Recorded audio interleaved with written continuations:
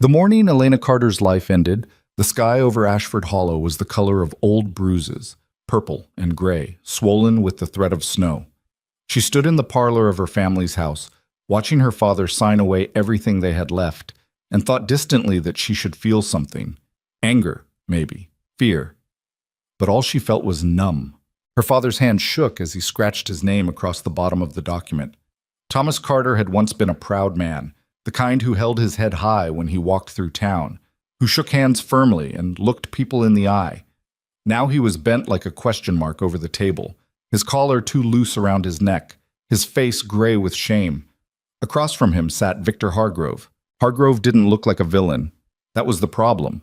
He looked like respectability itself, clean-shaven, well-dressed, with silver threading through his dark hair and a smile that never quite reached his eyes. He owned the First Bank of Ashford Hollow, which meant he owned half the town, and he carried that power like a man who'd been born to it. "There," Thomas said, his voice barely above a whisper. He set the pen down and pushed the paper across the table. "It's done." Hargrove picked up the document, examined it with the casual attention of a man inspecting a receipt, then folded it neatly and tucked it into his jacket pocket. "I appreciate your cooperation, Thomas. This is better for everyone." "Better," Thomas repeated. The word came out bitter. Elena's mother stood by the window, silent. Margaret Carter hadn't spoken in 3 days. She just stood there, one hand pressed against the glass, staring out at nothing. Elena's younger brother, Daniel, had been sent to stay with their aunt in the next county. He was only 12. He didn't need to see this. "Elena," Hargrove said, turning his attention to her for the first time. His gaze was clinical, appraising. "Come here, dear." She didn't want to move, but her legs carried her forward anyway. She stopped a few feet from the table, close enough to see the neat stack of papers Hargrove had brought with him, close enough to smell the faint scent of tobacco and expensive cologne. "You're 19 now, is that correct?" "Yes, sir." "And you understand the situation your family is in?" Elena's jaw tightened. "I understand my father owes you money he doesn't have. That's one way to put it." Hargrove's smile was thin.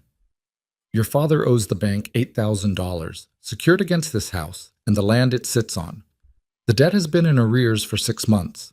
Normally, foreclosure would be immediate, but I've decided to offer an alternative arrangement." "An arrangement," Elena said flatly. "A marriage arrangement." Hargrove opened a leather folio and removed another document. "There's a man who lives up on Iron Pine Ridge. His name is Silas Mercer. He's in need of a wife, and he's willing to assume your father's debt in exchange." The room went very still. Elena stared at him. "You're selling me."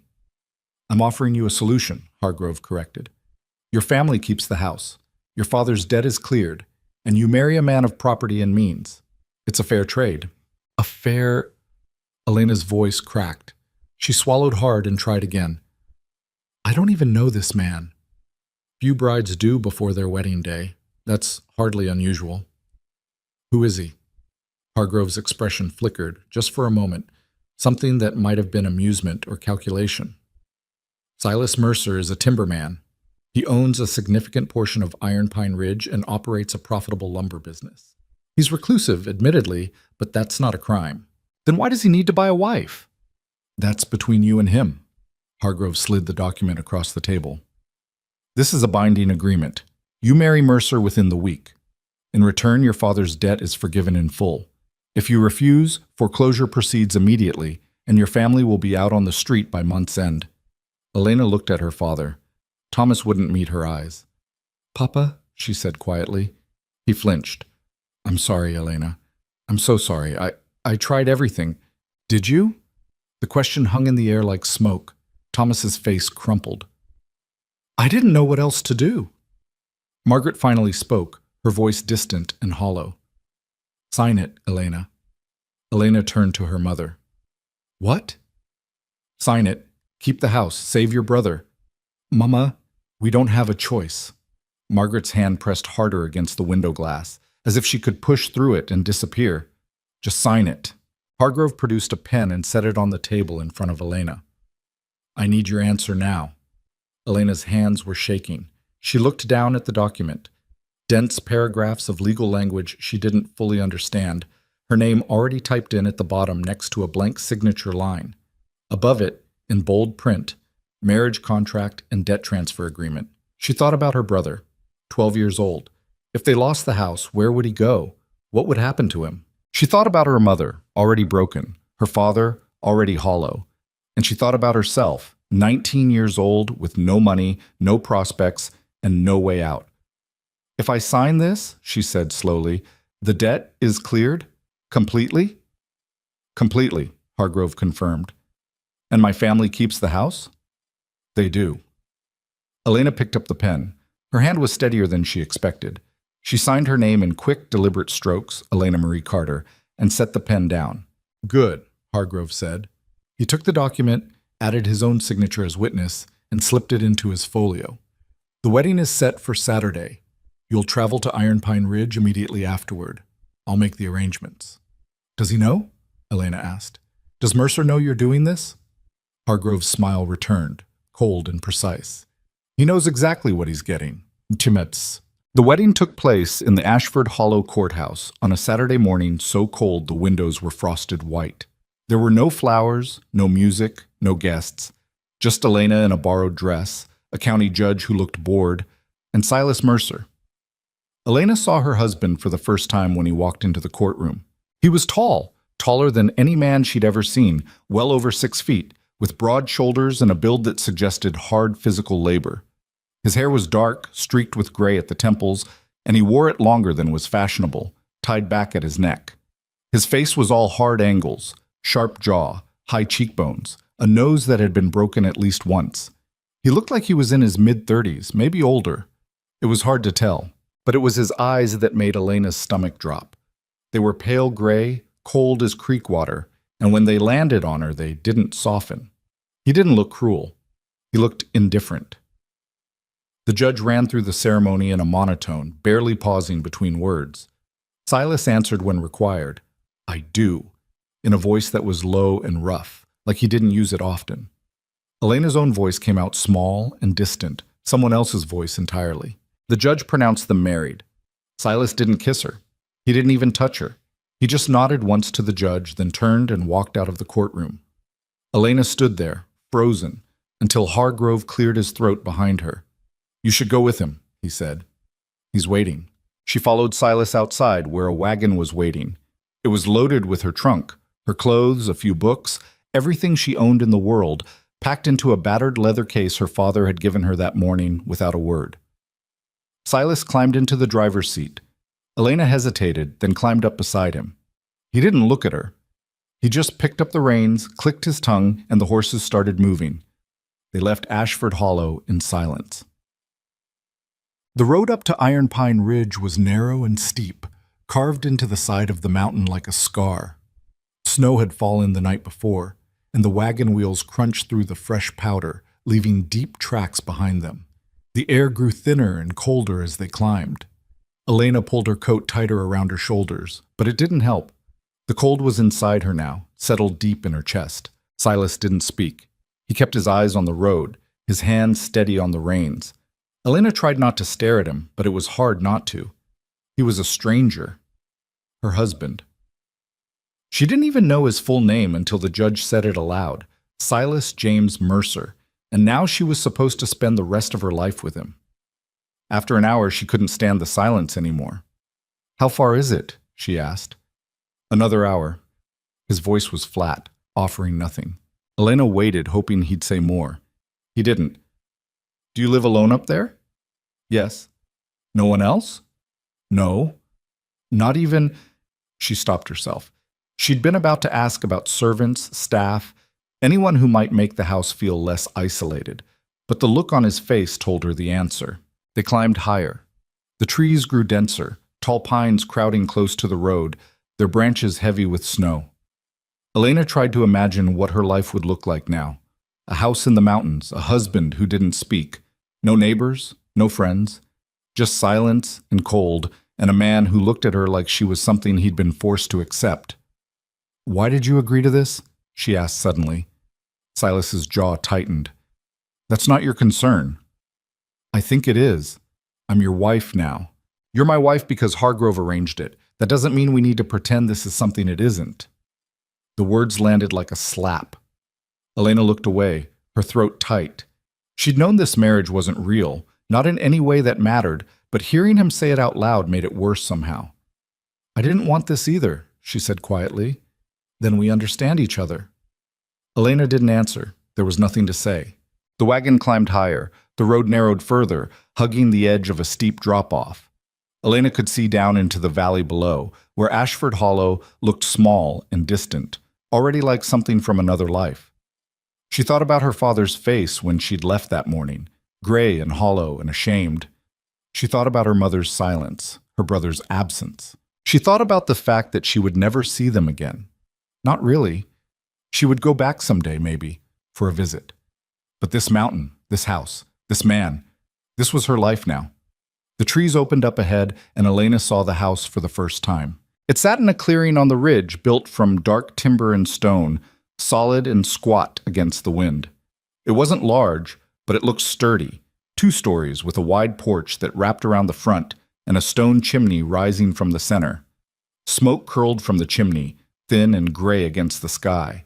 Behind the house, the land sloped upward, thick with pine. To the east, she could see a barn and what looked like a lumber mill, silent and still under the snow. Silas brought the wagon to a stop in front of the house. He climbed down without a word, lifted Elena's trunk from the back, and carried it up the porch steps. Elena followed, her legs stiff from the cold and the long ride. Inside, the house was dark and quiet. The front door opened into a main room with a stone fireplace, a rough-hewn table, a few chairs. There was a kitchen area to one side, a staircase to the other. The walls were bare wood, unadorned, no pictures, no decorations. It was clean, but it felt empty. Functional. Silas set her trunk down by the stairs. Your room is upstairs, first door on the right. Elena blinked. My room? Yes. We're not, She stopped, her face heating. You don't expect... No, Silas said bluntly. I don't. He turned and walked toward the kitchen without looking back. Elena stood there, her trunk at her feet, and felt something crack inside her chest. She didn't know if it was relief or disappointment or just exhaustion. She picked up her trunk. It was heavier than she remembered, and carried it upstairs. Her room was small and plain, a narrow bed, a dresser, a single window that looked out over the clearing. The walls were the same bare wood as downstairs. There was a quilt on the bed, faded but clean, and a lamp on the dresser. That was all. Elena set her trunk down and sat on the edge of the bed. The mattress was firm, the quilt rough under her hands. She looked around the room, her room, apparently, and tried to imagine living here, sleeping here, waking up every morning to these walls, this silence. She thought about her old room back in Ashford Hollow, the wallpaper with the tiny blue flowers, the bookshelf her father had built for her when she was 10, the window seat where she used to sit and read on summer afternoons. She thought about the fact that none of that belonged to her anymore. She didn't cry. She was too tired to cry. She just sat there, her hands folded in her lap, and waited for the numbness to pass. It didn't. Dinner that night was silent. Silas made stew. Venison, potatoes, carrots, cooked in a heavy iron pot over the fire. It was plain but good, better than Elena expected. He served her a bowl without comment, then sat down across the table with his own. They ate without speaking. Elena tried to think of something to say, some way to break the silence, but everything felt wrong. How was your day? She'd been married to him for 6 hours. Do you like it up here? Clearly, or he wouldn't live here. What do you do all day? He'd already told her, timber work. She'd seen the mill. So she stayed quiet and ate her stew and listened to the sound of the wind outside. When they finished, Silas took her bowl without a word and washed both in a basin by the fire. Elena stood awkwardly in the center of the room, unsure what to do. Finally, she cleared her throat. Is there anything I should know? She asked. About the house, I mean. Rules or... Don't go into the locked room, Silas said without turning around. Elena frowned. What locked room? Upstairs, end of the hall. It's locked. Leave it that way. Why? He finally looked at her, his expression flat. Because I said so. Elena's jaw tightened, but she nodded. Fine. Anything else you need to know? You'll figure out. He dried his hands on a rag and hung it over the edge of the basin. I'll be up at dawn. I work most of the day. You can do what you like as long as you stay out of the way. Stay out of the way, Elena repeated. That's right. He walked past her and headed for the stairs. Elena watched him go, her hands curling into fists at her sides. Good night, she said to his back. He didn't answer. Nuts. Elena lay awake that night, staring at the ceiling of her small room. The wind howled outside, rattling the shutters. She could hear the faint creak of the house settling, the distant snap of the fire downstairs dying out. She thought about the locked room at the end of the hall. Don't go into it, Silas had said. Leave it that way. She thought about the way he'd looked at her in the courtroom. Indifferent, cold, like she was an inconvenience he'd been forced to accept. She thought about the fact that he'd bought her. That was the truth of it, no matter how Hargrove had dressed it up. Her father had owed money, and Silas had paid it, and now she was here. She wondered what he'd wanted in return. If not a wife, not in any real sense, then what? The wind rattled the shutters again, and Elena pulled the quilt tighter around her shoulders. She closed her eyes and tried to sleep, but it didn't come. She just lay there in the dark, listening to the house and the wind and the silence, and wondered if this was what the rest of her life would feel like. The days fell into a rhythm, though it wasn't a comfortable one. Silas woke before dawn and left the house before Elena even got out of bed. She'd hear the front door close, the crunch of his boots on the snow, and then silence. He worked at the mill most of the day, cutting timber, hauling logs, whatever it was timbermen did. Elena didn't know. He didn't explain. She spent her days alone in the house, trying to find something to do. She cleaned, though the house didn't need much cleaning. She cooked, though Silas never asked her to and usually made his own meals anyway. She read the few books she'd brought with her, then read them again. She stared out the window at the endless trees and the gray sky and the snow that never seemed to stop falling. She felt like a ghost. Silas came back in the evenings, exhausted and silent. He'd wash up, eat, and then disappear upstairs to his own room. He didn't talk to her. He didn't ask her about her day. He barely looked at her. It was like she wasn't even there. At first, Elena tried to engage him. She'd ask about his work, about the mill, about the mountain. He'd answer in single syllables, fine, busy, cold, and then the conversation would die. After a few days, she stopped trying, but she couldn't stop thinking about the locked room. It was at the end of the upstairs hallway, past Silas's room and her own.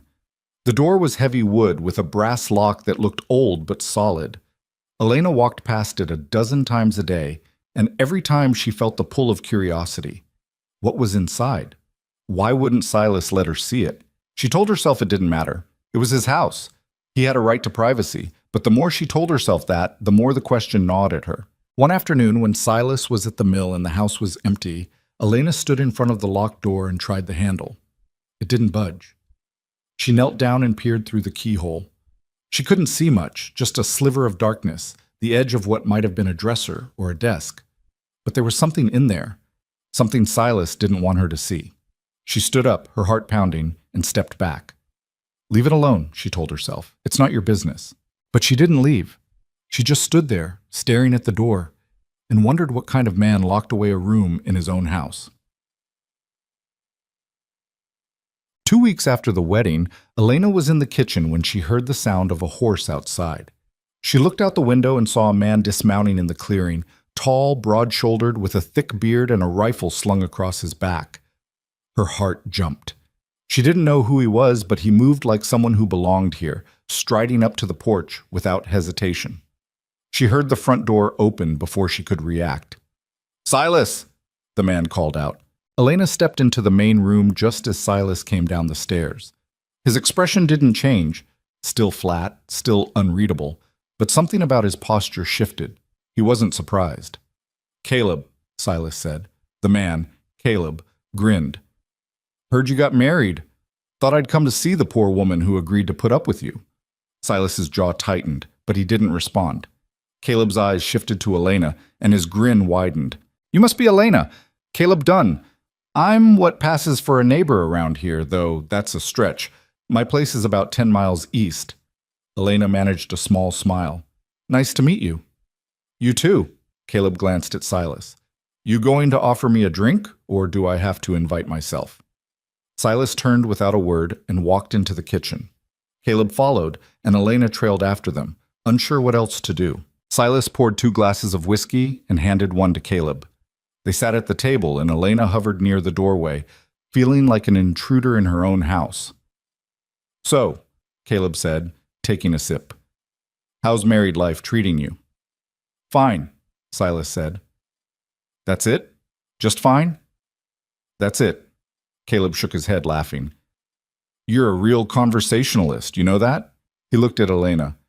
How about you? Settling in all right? Elena hesitated.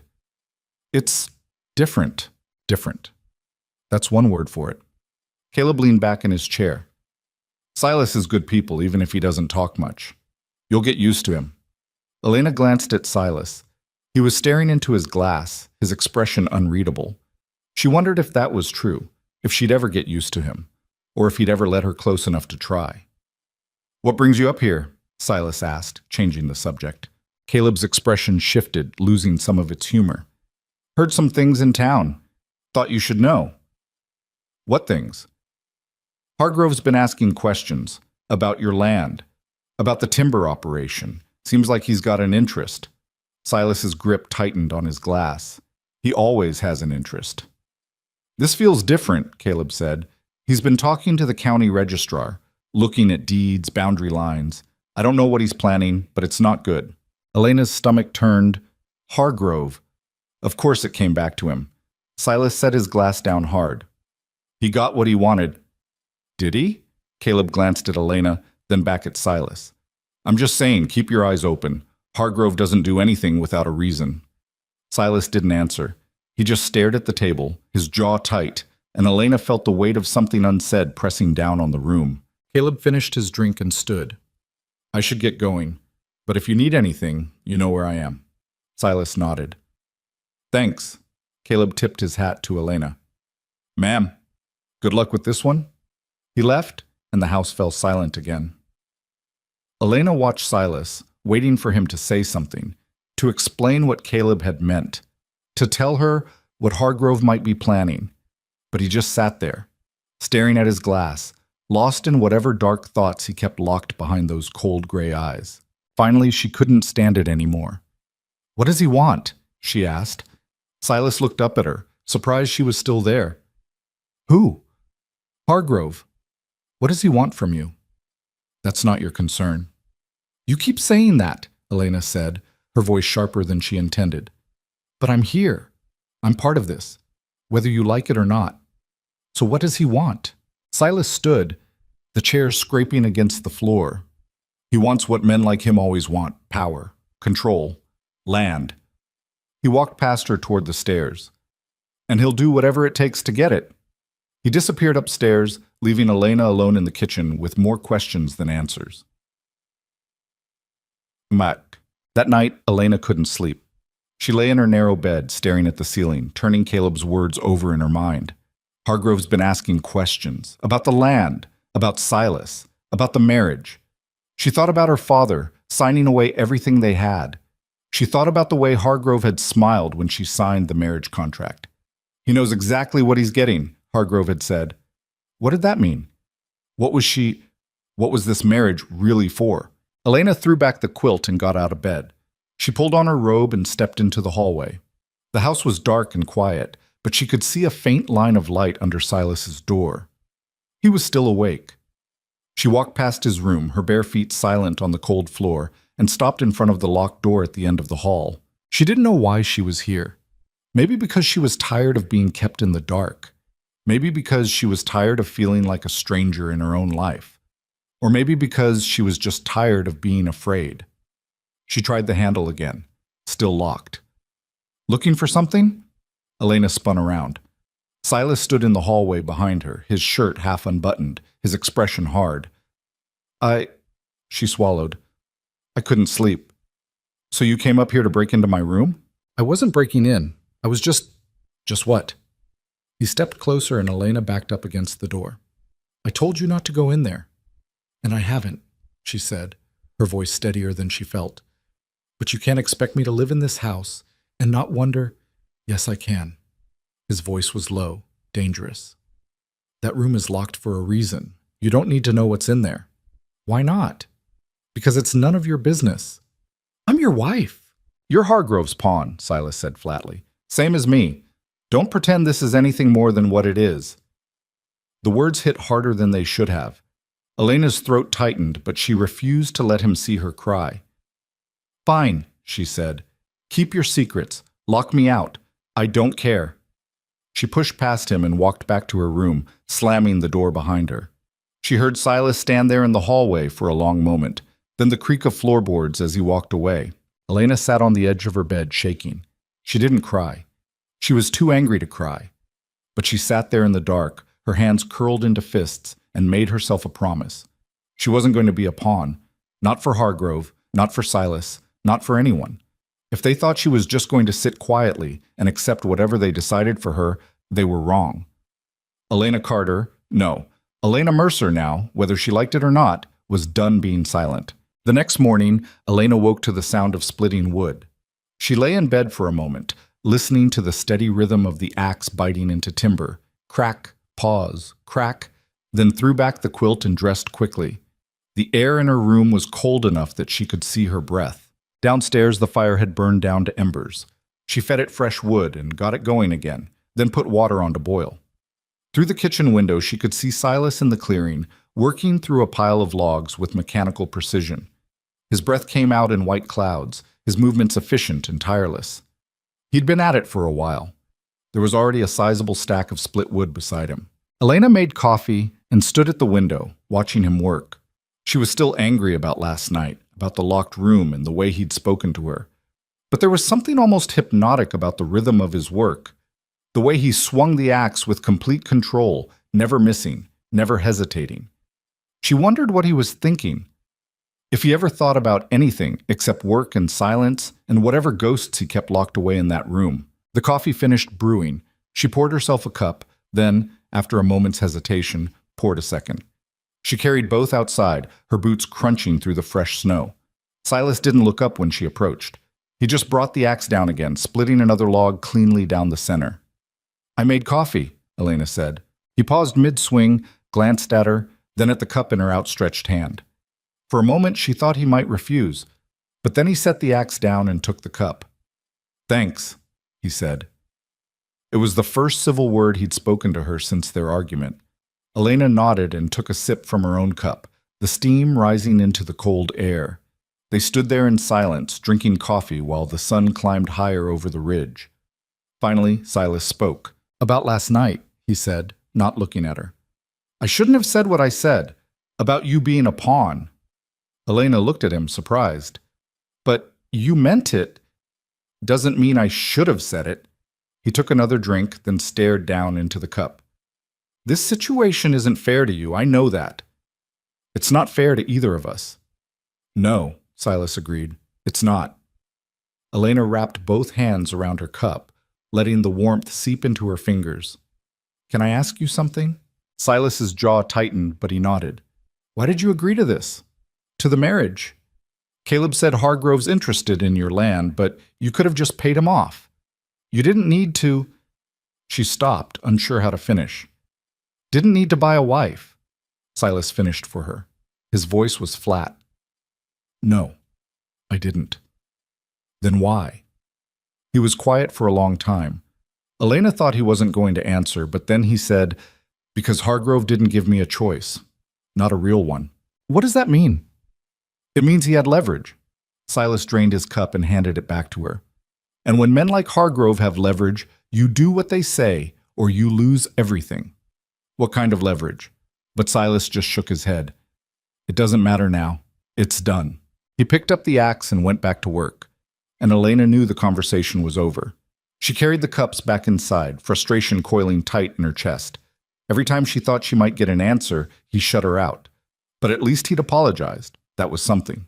She spent the rest of the morning cleaning, scrubbing floors, wiping down surfaces, washing dishes that were already clean.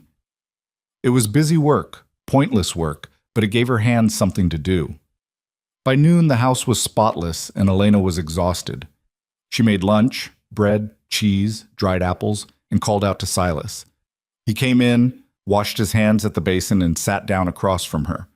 They ate in silence, but it was a different kind of silence now, less hostile, just empty. When they finished, Silas stood and pulled on his coat. "I'll be at the mill for the rest of the day." Elena nodded. "All right." He paused at the door, his hand on the latch. "There's venison in the cold box if you want to make stew for dinner." It was a small thing, barely more than a suggestion, but it felt like an offering, a truce. "I will," Elena said. He left, and Elena was alone again. She cleaned up from lunch, then stood in the empty house, listening to the silence. It pressed in on her from all sides, heavy and suffocating. She needed to do something, anything. Her eyes drifted to the stairs. She shouldn't. She knew she shouldn't, but the pull was too strong. Elena climbed the stairs and walked down the hallway to the locked room. She stood in front of the door, her hand hovering over the handle. Silas had told her not to go in. He'd made it clear, but he'd also locked her out of every part of his life, and she was tired of living in the dark. She tried the handle. Still locked. But then she remembered something. A loose floorboard in the hallway, near the top of the stairs. She'd stepped on it yesterday and heard it creak. Old houses always had hiding places. Maybe Silas had left a key somewhere. Elena went back to the loose board and knelt down. She worked her fingers under the edge and pried it up carefully. Underneath, in the narrow space between the joists, was a small wooden box. Her heart pounded. She lifted the box out and opened it. Inside were three things: a tarnished brass key, a folded piece of paper, and a lock of dark hair tied with a faded blue ribbon. Elena's hands shook as she picked up the key. It was old, the brass worn smooth in places. It looked like it would fit the lock on the door at the end of the hall. She set the key aside and unfolded the paper. It was a letter, written in a woman's handwriting, neat, careful, the ink faded to brown. "My dearest Silas, by the time you read this, I will already be gone. I know you will blame yourself, but you must not. What happened was no one's fault. The mountain takes what it takes, and we cannot fight it. I want you to know that the time we had together was the happiest of my life. You gave me everything, a home, a family, a future. I only wish we had more time to see it through. Take care of our girl. Tell her about me when she's old enough to understand. Tell her I loved her more than anything in this world, and that leaving her is the only thing I regret. I love you. I will always love you. Yours, Catherine." Elena read the letter twice, then a third time. Catherine. Silas had been married before, and there had been a child, our girl. But where were they now? She picked up the lock of hair and held it up to the light. It was fine and dark, a child's hair, soft. Something cold settled in Elena's stomach. She put everything back in the box except the key, then replaced the box under the floorboard. She stood, the key clutched in her hand, and walked to the locked door. She shouldn't do this. She knew she shouldn't, but she slid the key into the lock anyway and turned it. The lock clicked. The door swung open. Inside, the room was dim. Heavy curtains covered the window, blocking out most of the light. Elena stepped inside, her eyes adjusting slowly. It was a child's room. A small bed stood against one wall, made up with a quilt covered in yellow flowers. There was a dresser with a porcelain doll sitting on top, its painted face staring blankly into the room, a rocking horse in the corner, a shelf of children's books, and on the wall above the bed, 2 framed photographs. Elena walked closer. The first photograph showed a woman, young, pretty, with dark hair and a gentle smile. She was standing in front of this very house, one hand resting on her swollen belly, pregnant. The second photograph showed the same woman holding a baby. She was sitting in the rocking chair that was now downstairs by the fire, the baby wrapped in a blanket, her face glowing with happiness.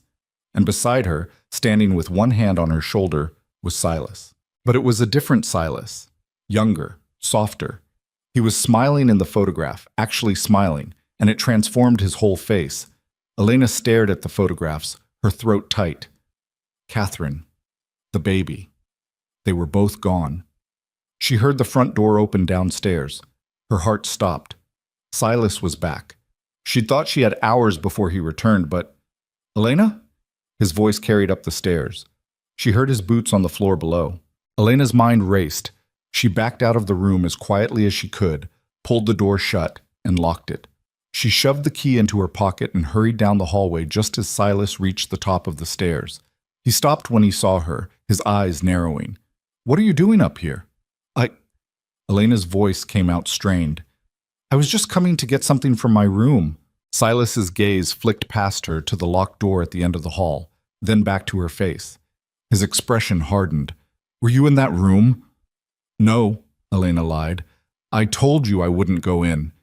"Then why do you look like you've seen a ghost?" Because she had.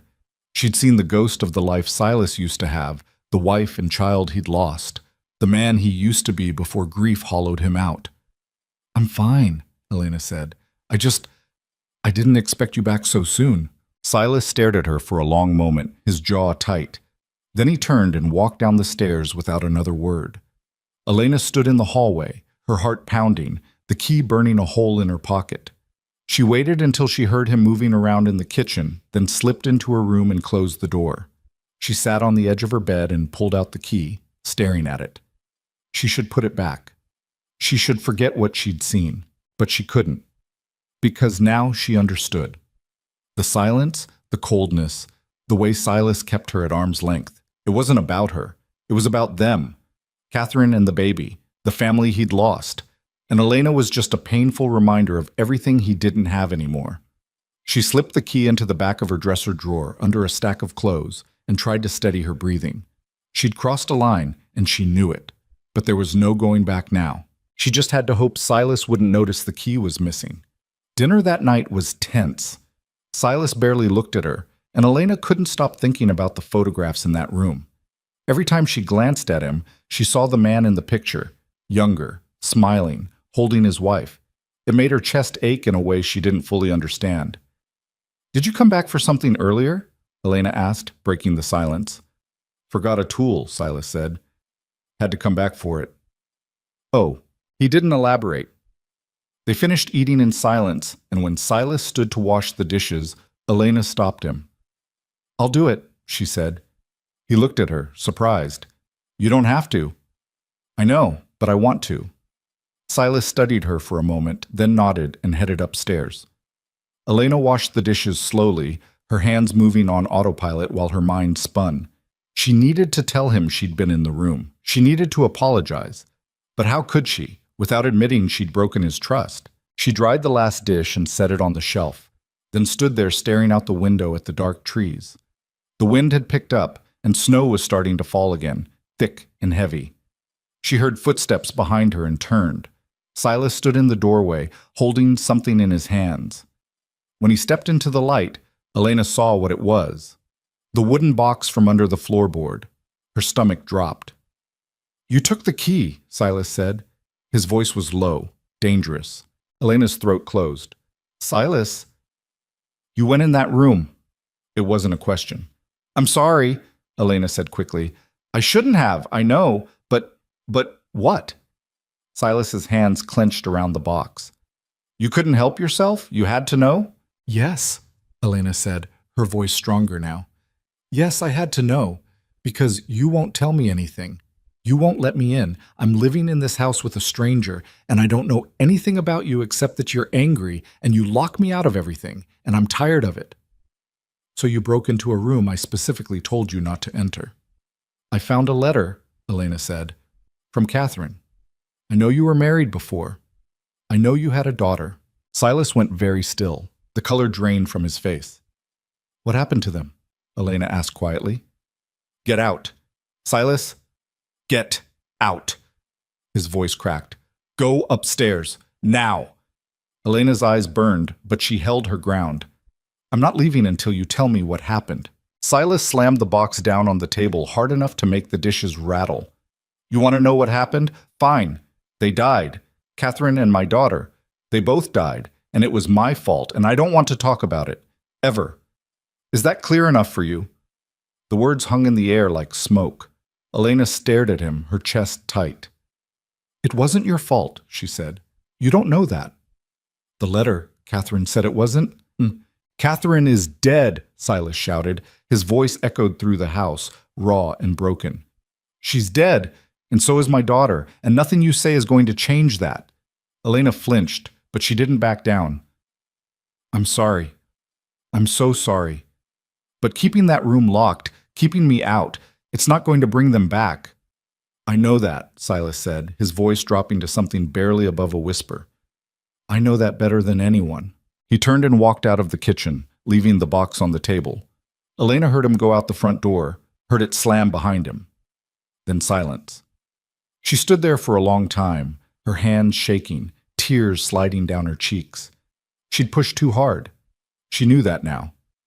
But she'd also seen something in Silas's face when he shouted, not just anger, but pain, raw, unhealed pain that he'd been carrying alone for too long. Elena wiped her eyes and picked up the box.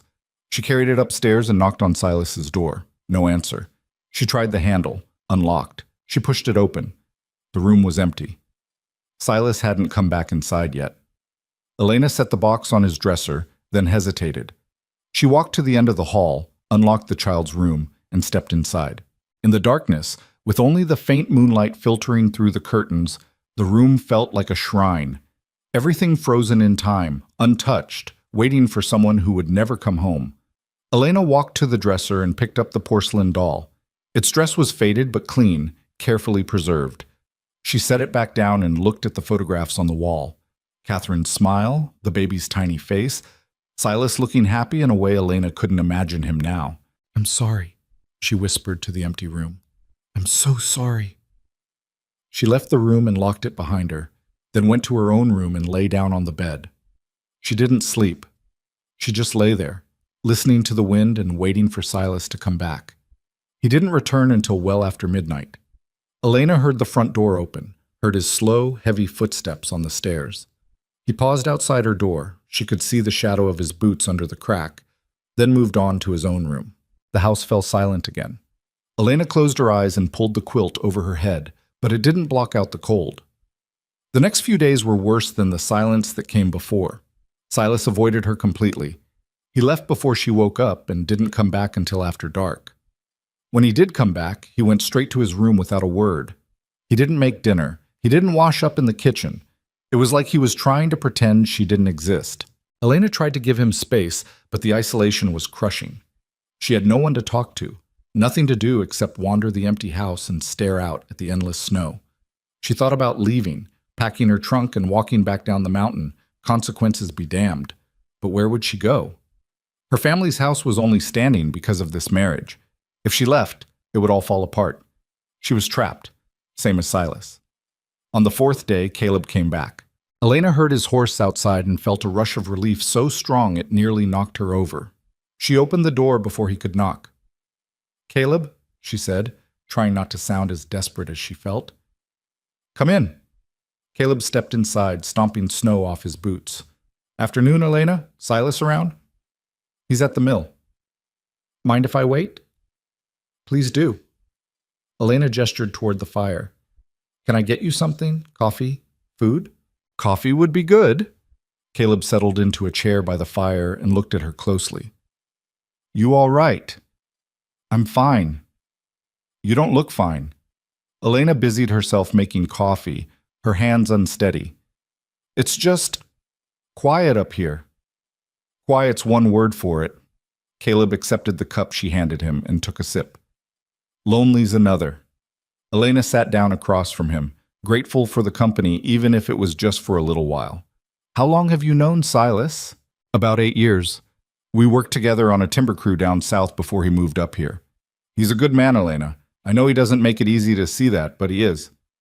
He's angry, Elena said quietly. He's grieving, Caleb corrected. There's a difference. You knew Catherine? Caleb's expression softened. I did. She was good for him. Made him smile, which is no small feat. And the baby, He stopped, his jaw tightening. What happened to them? It broke something in Silas. He hasn't been the same since. What did happen? Caleb hesitated. That's his story to tell, not mine. He won't tell me anything. Then maybe you need to stop asking and start listening. Elena frowned. What does that mean? It means Silas doesn't talk much, but when he does, it matters. Pay attention to what he does say. The rest will come when he's ready. Caleb finished his coffee and stood. I should get going. Tell him I stopped by. Wait, Elena said. You said Hargrove's been asking about the land. What do you think he's planning? Caleb's expression darkened. I don't know yet. But Hargrove doesn't do anything without a reason, and when a man like him starts digging into property records, it usually means he's found a way to take something that doesn't belong to him. He paused at the door. Keep your eyes open, Elena. And if anything feels wrong, you let me know. He left, and Elena stood alone in the empty house again. But this time, Caleb's words stayed with her. Pay attention to what he does say. She thought about Silas saying Hargrove had leverage. She thought about the marriage contract she'd signed without reading carefully. She thought about the locked room and the letter from Catherine and the way Silas had said, "It was my fault." Something wasn't adding up. There were pieces missing, and Elena needed to find them. She went upstairs to her room and pulled out the trunk she'd brought from Ashford Hollow. At the bottom, underneath her clothes, was a small leather portfolio, papers her father had given her the morning of the wedding. She'd barely glanced at them, too numb to care. Now, she spread them out on her bed and started reading. There was the marriage contract, dense legal language that hurt her head to parse. But as she read more carefully, certain phrases jumped out. Transfer of title upon fulfillment of conditions.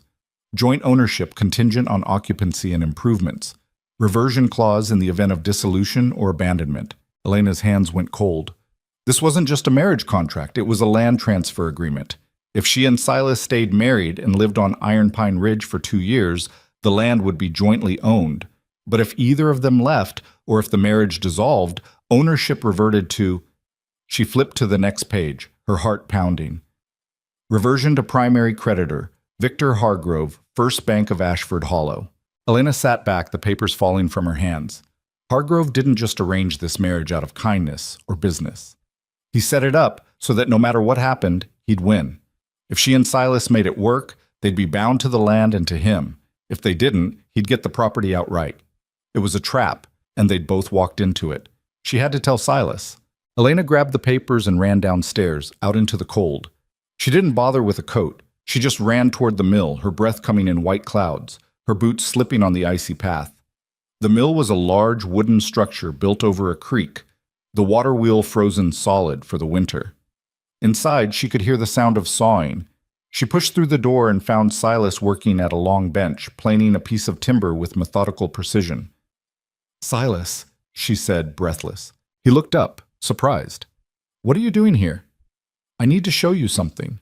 She held out the papers. "The marriage contract. Did you read it? All of it?" His expression darkened. "What about it?" "It's not just a marriage contract. It's a land transfer. If we stay married for 2 years, the land becomes jointly owned. But if we don't, Hargrove gets everything." Silas set down the plane and took the papers from her. He read through them slowly, his face growing harder with each line. When he finished, he looked up at her, and there was something in his eyes she'd never seen before. Fear. "He trapped us," Elena said. "Both of us. He arranged this whole thing so that either way, he wins." Silas crumpled the papers in his fist. "That son of a c—" "There's more," Elena said. "The contract says we have to live here and make improvements to the property. If we don't, he can claim abandonment and take the land immediately. That's why he's been watching. That's why Caleb said he's been asking questions. He's waiting for us to fail." Silas turned away, his hands braced on the workbench. "I should have known. I should have read it more carefully. It's not your fault. The language is deliberately confusing. He wanted us to miss it. Why?" Silas's voice was rough. "Why go to all this trouble? He could have just foreclosed on the land." "Maybe he couldn't," Elena said slowly. "Maybe there's something about the land he needs that requires legal ownership, something he can't get through foreclosure alone." Silas looked at her, and she saw the pieces clicking into place in his mind. "The timber rights," he said. "When I bought this land, I made sure the timber rights were separate from the property deed. They're registered in my name alone. Hargrove can't access them without my signature." "So he needs you to default on the marriage contract," Elena said. "That way, when the land reverts to him, he can argue that the timber rights transfer with it." "But he can't just wait 2 years for that," Silas said. "He needs the timber now, which means he's going to try to force us to fail," Elena finished. They stared at each other, the weight of the realization settling between them. We need to see the original deed, Silas said finally. The one that established the timber rights. If Hargrove's been tampering with records, there might be discrepancies. Where would it be? County Registrar's office, in Ashford Hollow. Elena's stomach tightened. She hadn't been back to town since the wedding. She wasn't sure she could face it. Her father's shame, her mother's silence, the looks from people who knew what had happened. But they didn't have a choice. We'll go tomorrow, Silas said. First thing. Elena nodded.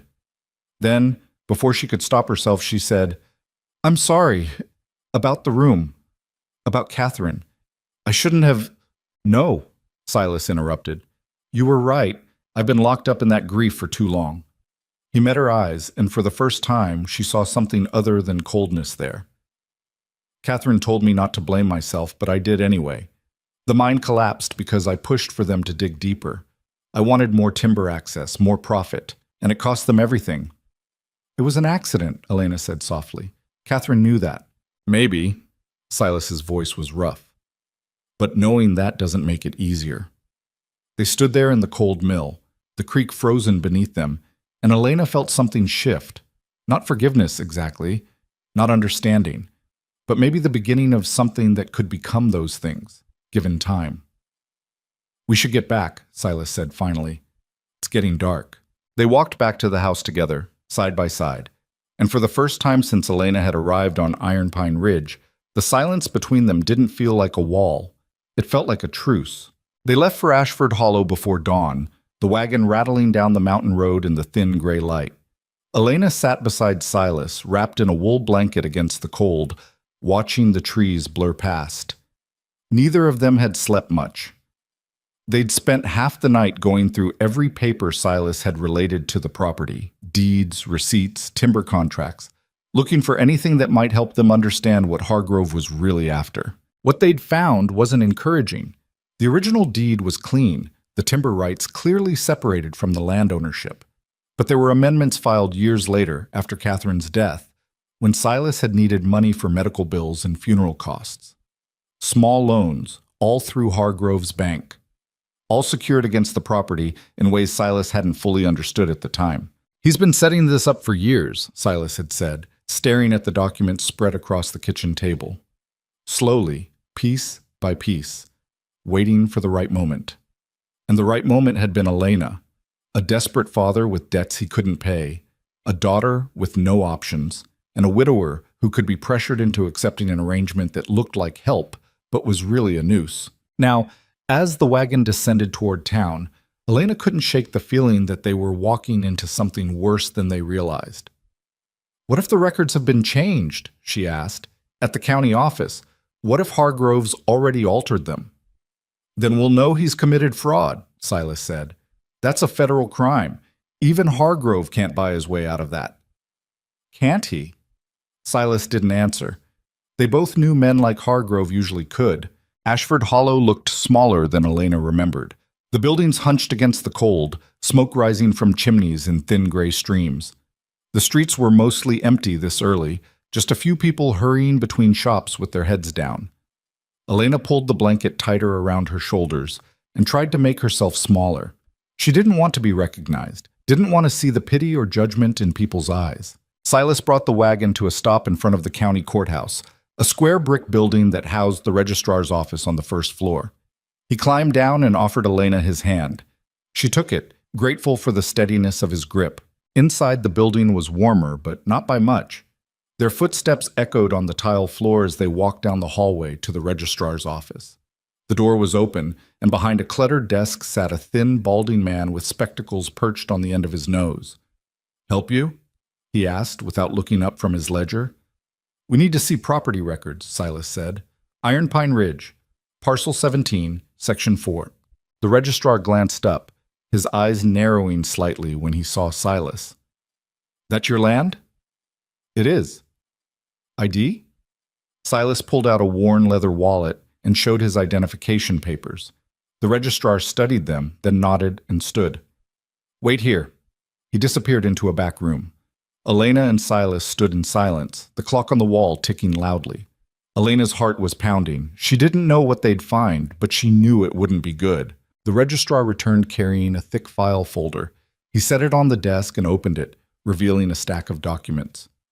Original deed, amendments, liens, transfers. Everything's here.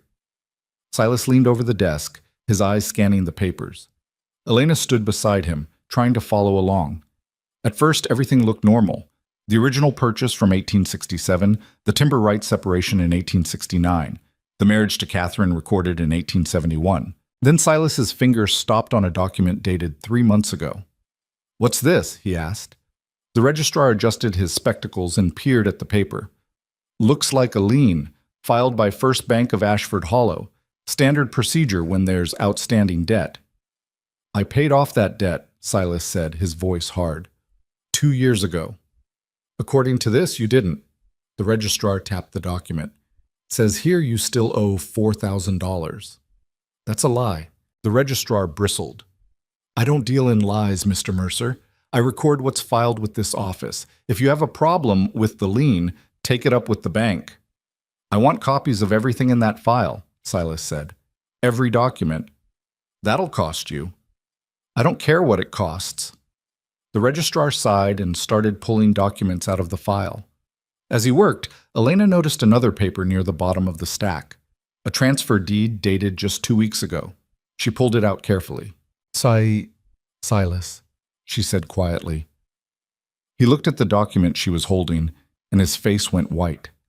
It was a conditional transfer deed signed by Hargrove and witnessed by someone named J. Brennan, transferring ownership of Iron Pine Ridge to the First Bank of Ashford Hollow pending fulfillment of contract terms. "He already filed it," Elena whispered.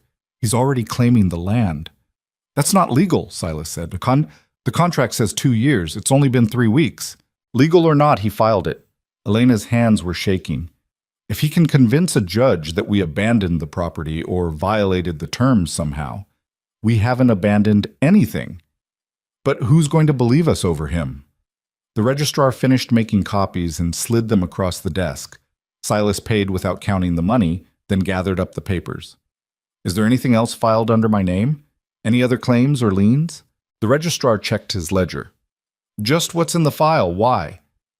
"No reason." Silas turned to leave, then stopped. "Who's J. Brennan?" "Junior clerk at the bank," the registrar said. "Why?" "Just curious." They left the courthouse and stood on the street, the cold wind cutting through their coats. Elena could see the bank from here, a large brick building on Main Street, Hargrove's name etched into a brass plaque beside the door. "We need to confront him," Elena said. "No," Silas said immediately. "We need to get back to the ridge and figure out what he's really planning. Walking into his bank is exactly what he wants us to do." "Then what do we do?" Well, a voice said behind them, "if it isn't the happy couple." Elena turned. Victor Hargrove stood on the courthouse steps, dressed in an expensive wool coat, his silver-streaked hair perfectly combed. He was smiling, but there was nothing warm about it. "Mr. Hargrove," Silas said, his voice flat. "Out for a morning stroll?" Hargrove descended the steps slowly, his eyes moving between them. "Or perhaps checking on some paperwork." "That's our business." Of course. Hargrove stopped a few feet away. "Though I have to say, I'm surprised to see you in town, Mrs. Mercer. I thought you'd be busy settling into your new home." Elena forced herself to meet his eyes. "We needed to take care of some things." "I see." Hargrove's gaze shifted to the papers in Silas's hand. "Find what you were looking for?" "We found plenty," Silas said. Good. It's always important to understand the terms of one's agreements." Hargrove's smile widened slightly. "Speaking of which, I hope you're both aware of the occupancy requirements in your contract. Continuous residence, improvements to the property, maintenance of existing structures, all very clearly spelled out." "We're aware," Silas said. "Excellent, because it would be a shame if there were any misunderstandings. These contracts can be so complex, and the consequences of breach are rather severe." Hargrove pulled on his gloves, taking his time. "Well, I won't keep you. I'm sure you're eager to get back to the ridge. Weather's supposed to turn bad tonight. Wouldn't want to get caught on the road in a storm." He tipped his hat and walked past them toward the bank. Elena watched him go, her stomach churning. "He knows we found the transfer deed," she said. He wanted us to find it. Yes, Silas agreed. He's trying to scare us. It's working. Silas looked at her, and something in his expression softened. We're not beaten yet. Come on. We need to talk to someone. They walked 2 blocks down Main Street to a small office with a sign that read, Brennan and Sons, Legal Services. Silas pushed open the door without knocking. Inside, a young man sat at a desk covered with papers. He looked up, startled, then stood quickly when he saw Silas. Mr. Mercer, he said, I wasn't expecting— You witnessed a transfer deed for Hargrove, Silas said, cutting him off. 2 weeks ago. Why?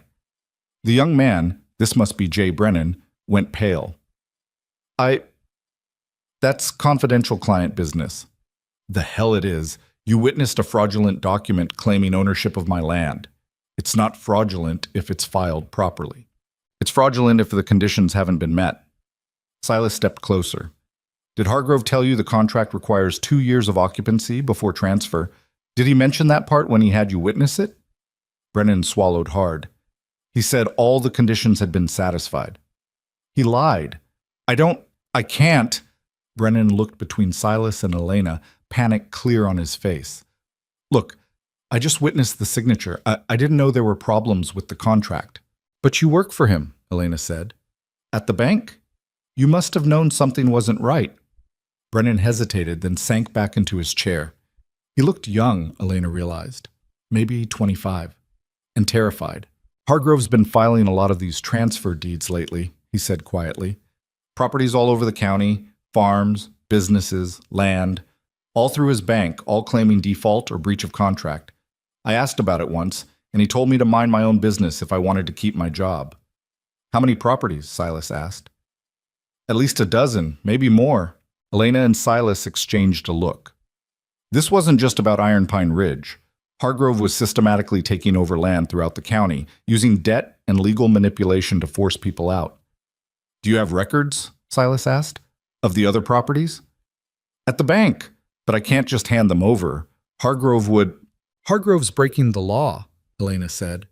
If you help us prove it, you won't be in trouble.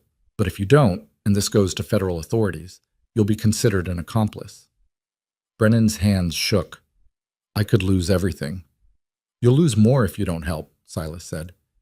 We're not the only people he's done this to. There are families who've lost their homes, their livelihoods. You really want to be part of that? Brennan was quiet for a long moment. Then he stood and grabbed his coat. I'll get you the records, but not from the bank. Hargrove keeps copies at his house. I deliver documents there sometimes. I know where he keeps his files. When can you get them? Silas asked. Tonight. He's attending some dinner at the mayor's house. He'll be gone for hours. Bring them to Iron Pine Ridge, Silas said, as soon as you have them. Brennan nodded, his face set. I'll be there. They left the office and climbed back into the wagon. As Silas guided the horses out of town, Elena couldn't shake the feeling that they'd just set something in motion that couldn't be stopped. For better or worse, they were committed now. The ride back up the mountain was tense. Dark clouds were rolling in from the west, heavy and low, and the wind had picked up. Silas kept the horses moving at a steady pace, his jaw tight. Do you trust him? Elena asked. Brennan? No, Silas said, but I don't think we have a choice. What if he tells Hargrove what we're planning? Then we'll deal with it. Elena pulled the blanket tighter. The temperature was dropping fast, and the first snowflakes were starting to fall. By the time they reached the ridge, the snow was coming down thick and heavy, reducing visibility to just a few yards. Silas got the horses into the barn and unhitched the wagon, while Elena ran inside to start the fire. Her hands were numb, her face stinging from the cold. She got the fire going and put water on to heat, then stood by the window watching the snow pile up outside. This was bad. If Brennan was coming tonight, he'd have to travel through this storm. And if Hargrove found out what they were planning— The front door opened and Silas came in covered in snow. He shook it off and stood by the fire, warming his hands. Storm's getting worse, he said.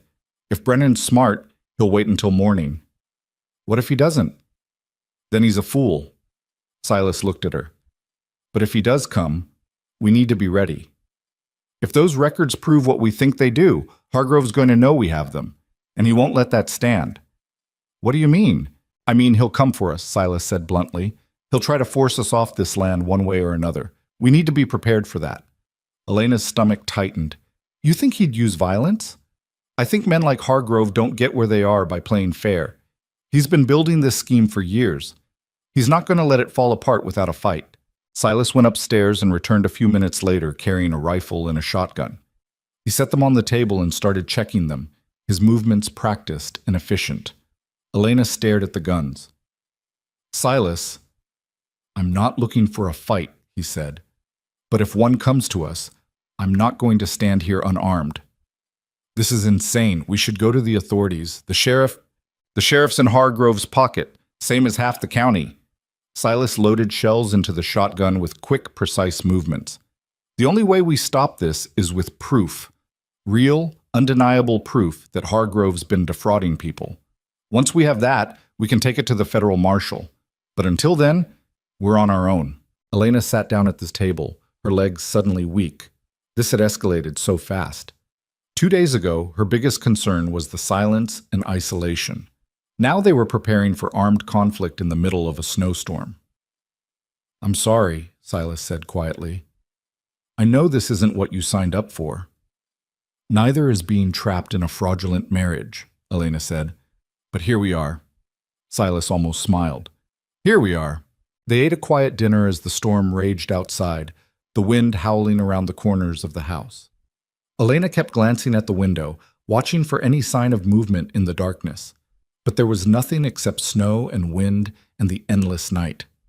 By midnight, Brennan still hadn't arrived. Elena dozed in a chair by the fire, too anxious to sleep properly. Silas sat at the table, the shotgun within arm's reach, watching the door. Then around 2 a.m, they heard it, the faint sound of a horse outside. Silas was on his feet instantly, the shotgun in his hands. Stay back, he told Elena. He moved to the window and peered out into the darkness. Elena held her breath, her heart pounding. After a moment, Silas lowered the gun slightly. It's him, he said. Alone. He opened the door.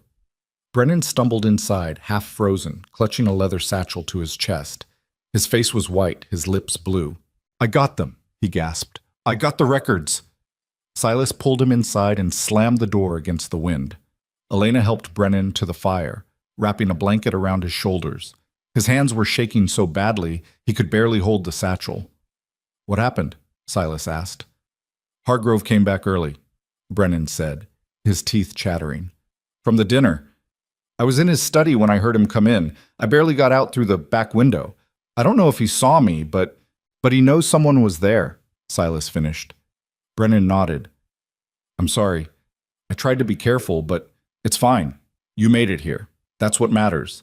Silas took the satchel and set it on the table. What's in here? Everything, Brennan said. Property records, falsified loan documents, forged signatures. He's been doing this for at least 5 years. There are dozens of properties, farms, businesses, even the old Morrison place that burned down last year. Hargrove owned the land underneath it. I think he had someone set the fire so he could claim insurance and resell the lot. Elena felt sick. How many people has he done this to? I counted at least 30 families, maybe more. Brennan's voice was hollow.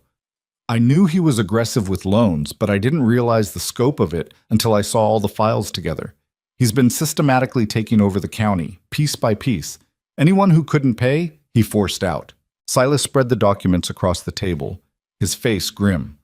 There were ledgers showing falsified debts, contracts with impossible terms buried in legal language, forged signatures on transfer deeds. It was all there, documented in Hargrove's own hand. This is enough, Silas said.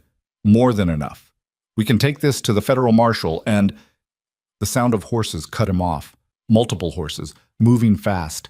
Silas grabbed the shotgun and moved to the window. Elena's blood went cold. She looked at Brennan, whose face had gone from white to gray. He followed me, Brennan whispered. He must have followed me, Silas cursed. How many horses did you hear? I don't know. 3, 4? Stay away from the windows, Silas ordered. He checked the shotgun again, then picked up the rifle and handed it to Elena. Do you know how to use this? No, Elena said, her voice shaking. Point and pull the trigger. Don't aim at anything you don't intend to kill. The horses stopped outside. Elena heard men's voices, low and rough. Then someone pounded on the door. "Mercer!" a voice shouted. It wasn't Hargrove. Someone rougher, hired muscle. "Open up! We know Brennan's in there!" Silas didn't move. He stood by the window, the shotgun ready. "We just want to talk," the voice continued. "Nobody needs to get hurt." "Like hell they just want to talk," Brennan whispered. The pounding came again, harder this time. "I'm giving you 10 seconds, Mercer, then we're coming in." Elena's hands tightened on the rifle. She'd never fired a gun in her life. The weight of it was wrong, foreign, but she held on because letting go felt worse.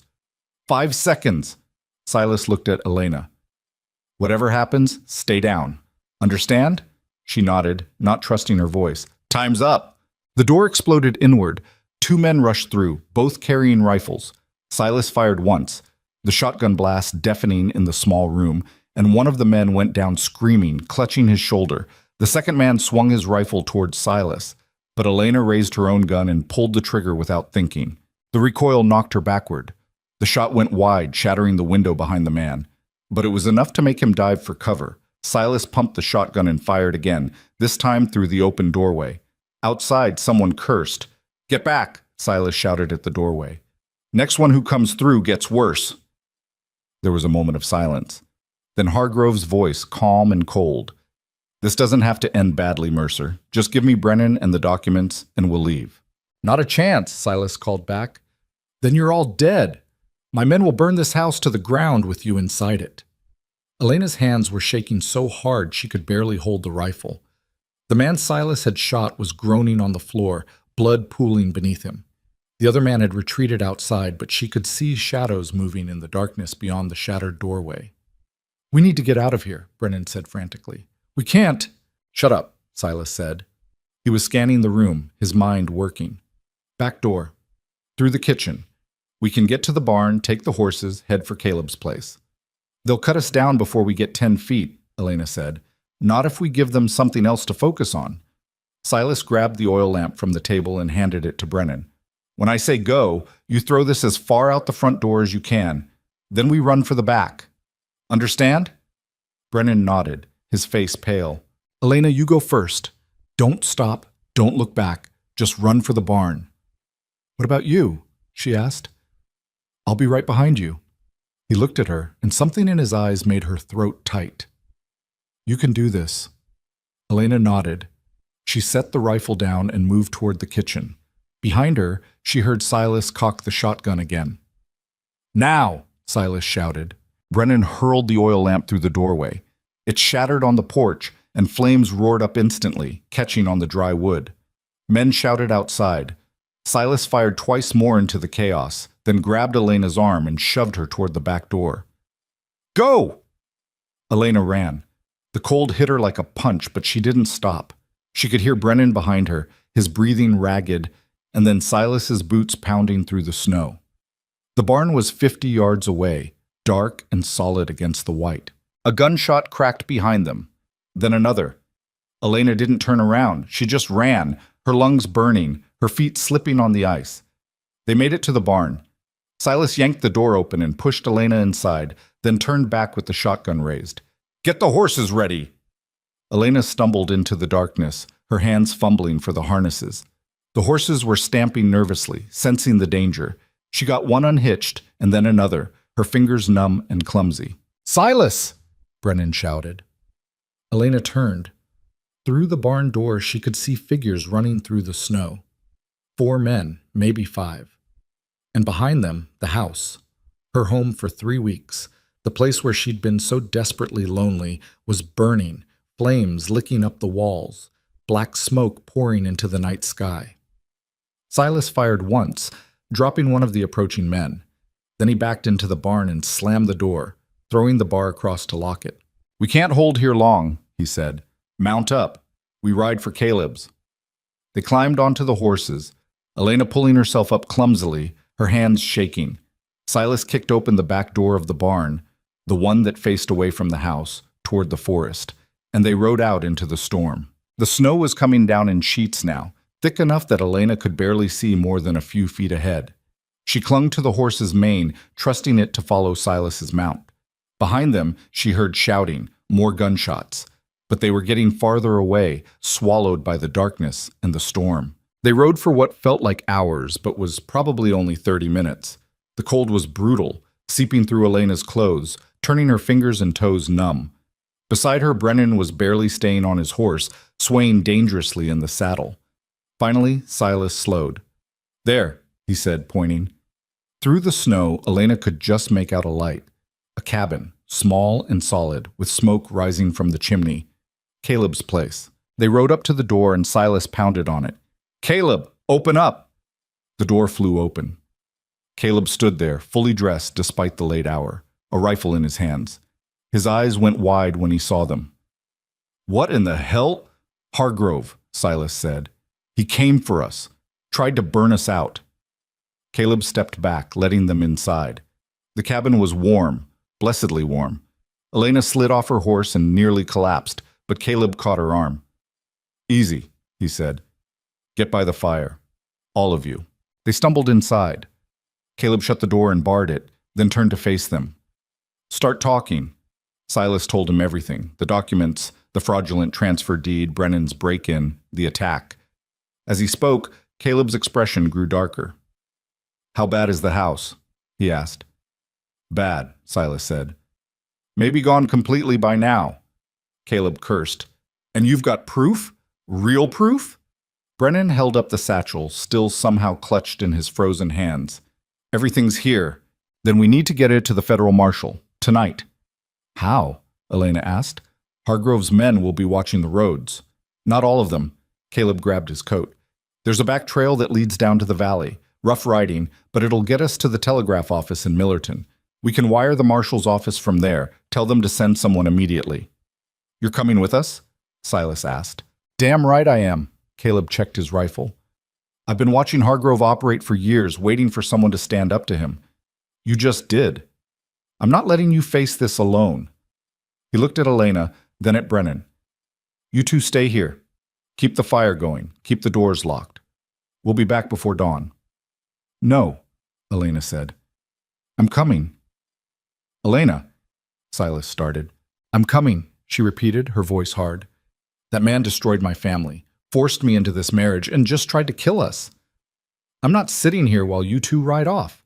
I'm seeing this through." Silas studied her for a long moment. Then he nodded. "All right." "I'm staying," Brennan said quickly. "I've done my part. I'll guard the documents." "Fair enough." Caleb handed him a pistol. "Anyone comes through that door who isn't one of us, you shoot first and ask questions later." Brennan nodded, his face pale but set. They mounted fresh horses from Caleb's barn and rode out into the storm. The back trail was everything Caleb had promised, narrow, steep, treacherous. The horses picked their way carefully through the darkness, their hooves slipping on ice. Elena clung to her mount, every muscle screaming with exhaustion, but she refused to stop, refused to give up. Behind them, somewhere up on the ridge, her home was burning. And ahead of them, in the darkness, was the only chance they had to make sure Hargrove paid for everything he'd done. The trail seemed endless. The snow kept falling, the wind kept howling, and Elena lost all sense of time. She just followed Caleb's horse, trusting him to lead them through. Beside her, Silas rode in grim silence, his face set like stone. After what might have been an hour or 3, the trail finally leveled out. They were in the valley now, the worst of the storm behind them. Caleb pushed the horses faster, and they cantered through the darkness until lights appeared ahead. Millerton, a small town Elena had never been to. They rode straight to the telegraph office, a tiny building next to the train station. Caleb pounded on the door until a sleepy clerk opened it. "We need to send an urgent wire," Caleb said. "Federal Marshal's office. Now." The clerk blinked at them. 3 people covered in snow, clearly desperate. "It's 3 in the morning." Caleb pulled out money and slapped it on the counter. "Now." The clerk swallowed and nodded, moving to the telegraph machine. "What's the message?" Caleb dictated quickly. "Federal Marshal's office, Helena District. Urgent assistance required. Multiple acts of fraud, arson, and attempted murder by Victor Hargrove, First Bank of Ashford Hollow. Evidence secured. Request immediate dispatch of federal agents. Reply to Millerton Telegraph Office." The clerk's hands flew over the keys, tapping out the message in quick bursts. When he finished, he looked up. "It'll take a few hours for a response." "We'll wait," Caleb said. They sat in the telegraph office as dawn broke over the valley, three exhausted people who'd just bet everything on the hope that justice still meant something. Elena's eyes burned with tiredness, but she couldn't sleep. She kept thinking about the house burning, about Hargrove's cold voice promising death, about the way Silas had shoved her toward the barn and told her to run. She looked at him now. He sat slumped in a chair, his eyes closed, but she knew he wasn't asleep. His hand rested on the rifle across his lap, ready. "Thank you," she said quietly. He opened his eyes. "For what?" "For not giving up, for fighting back." Silas was quiet for a moment. Then he said, "I spent 2 years hiding up on that mountain, telling myself it was easier to just accept things as they were, that fighting would only make it worse." He looked at her. "You showed me I was wrong. I didn't do anything. You kept asking questions. You refused to stay silent. That takes courage." He reached over and took her hand. His skin was rough and cold, but solid, real. "Whatever happens next, we face it together, all right?" Elena nodded, her throat tight. "All right." The telegraph machine suddenly clattered to life. The clerk jumped, then read the incoming message. "It's from the marshal's office," he said. "They're dispatching agents immediately. Should arrive in Ashford Hollow by this evening. They're instructing you to secure all evidence and remain in protective custody until they arrive." Caleb let out a long breath. "We did it." "Not yet," Silas said. "We still need to get those documents, and we need to make sure Hargrove doesn't destroy any evidence before the marshals get there." "Then we go back," Elena said. "To your place, Caleb. We get Brennan and the documents, and we wait for the marshals." "Hargrove's going to know we wired the authorities," Caleb warned. "He's not going to go quietly." "I don't expect him to," Silas said. "But we've come this far. We're not stopping now." They rode back toward Caleb's cabin as the sun climbed higher, burning off some of the storm clouds. The snow had stopped, but the damage was done. Drifts 3 feet deep in places. The roads nearly impassable. It took them twice as long to get back, and by the time Caleb's cabin came into view, it was almost noon. Something was wrong. The door was open, hanging crooked on its hinges. Silas spurred his horse forward, the rifle already raised. Elena and Caleb followed, her heart in her throat. They found Brennan inside, unconscious on the floor, blood matting his hair. The satchel was gone. Caleb knelt beside Brennan, checking his pulse. "He's alive. Barely." "The documents," Elena said, looking around frantically. "They took them." "Not all of them," Silas said. He was standing by the fireplace, pulling something from behind a loose stone. "I told Brennan to hide copies, just in case." He held up a stack of papers, carefully folded and wrapped in oilcloth. "This is enough. Enough to prove what Hargrove's been doing." "But Hargrove has the originals," Elena said. "He can destroy them." "He can try," Silas said grimly. "But the federal marshals are coming, and when they get here, we're going to make sure he answers for every single thing he's done." Caleb got Brennan onto a bed and bandaged his head wound. The young man came around slowly, groaning. "I'm sorry," he mumbled. "They came. I tried to fight, but there were too many." "You did fine," Caleb said. "Rest now." They spent the rest of the day waiting, tense and exhausted. Silas cleaned the guns. Elena made food that nobody ate. Caleb kept watch at the window. The sun moved across the sky, achingly slow. Finally, as evening shadows stretched across the valley, they heard horses approaching, multiple horses, moving deliberately. Caleb raised his rifle. This is it. But when the riders came into view, they weren't Hargrove's men. They wore federal badges and carried themselves with the authority of law. 3 men, hard-faced and professional. The lead marshal dismounted and approached the cabin. "I'm Marshal Grant. We received word of serious crimes being committed in this county. I understand you have evidence?" Silas stepped forward and handed him the papers. "Everything you need is here. Fraud, extortion, arson, attempted murder. All committed by Victor Hargrove." Marshal Grant examined the documents, his expression growing darker with each page. Finally, he looked up. "This is substantial, more than substantial. Where's Hargrove now?" "Probably back in Ashford Hollow," Caleb said. "At his bank or his house?" "Then that's where we're going." Grant turned to his men. "Get ready to ride, and someone get word to the local sheriff that we're taking over this investigation." "The sheriff works for Hargrove," Silas said. Grant's smile was cold. "Not anymore, he doesn't." They rode into Ashford Hollow as night fell. A small army, the three marshals, Silas, Elena, and Caleb, all armed and determined. The town seemed to sense something had changed. People stopped on the streets to watch them pass, whispering. They went straight to Hargrove's house, a large Victorian on the edge of town. The marshals surrounded it while Grant pounded on the door.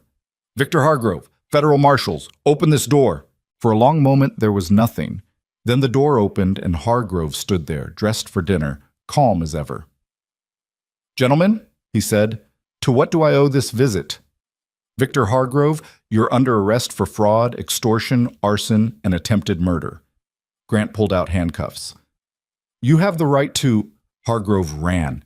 He bolted back into the house, and the marshals went after him.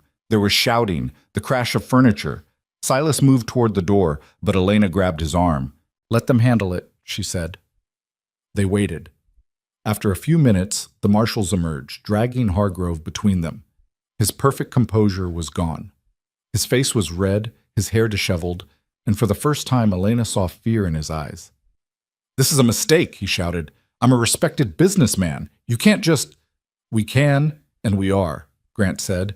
He looked at Silas and Elena. "We'll need your full statements, and any additional evidence you can provide." "You'll have it," Silas said. They watched as the marshals hauled Hargrove away.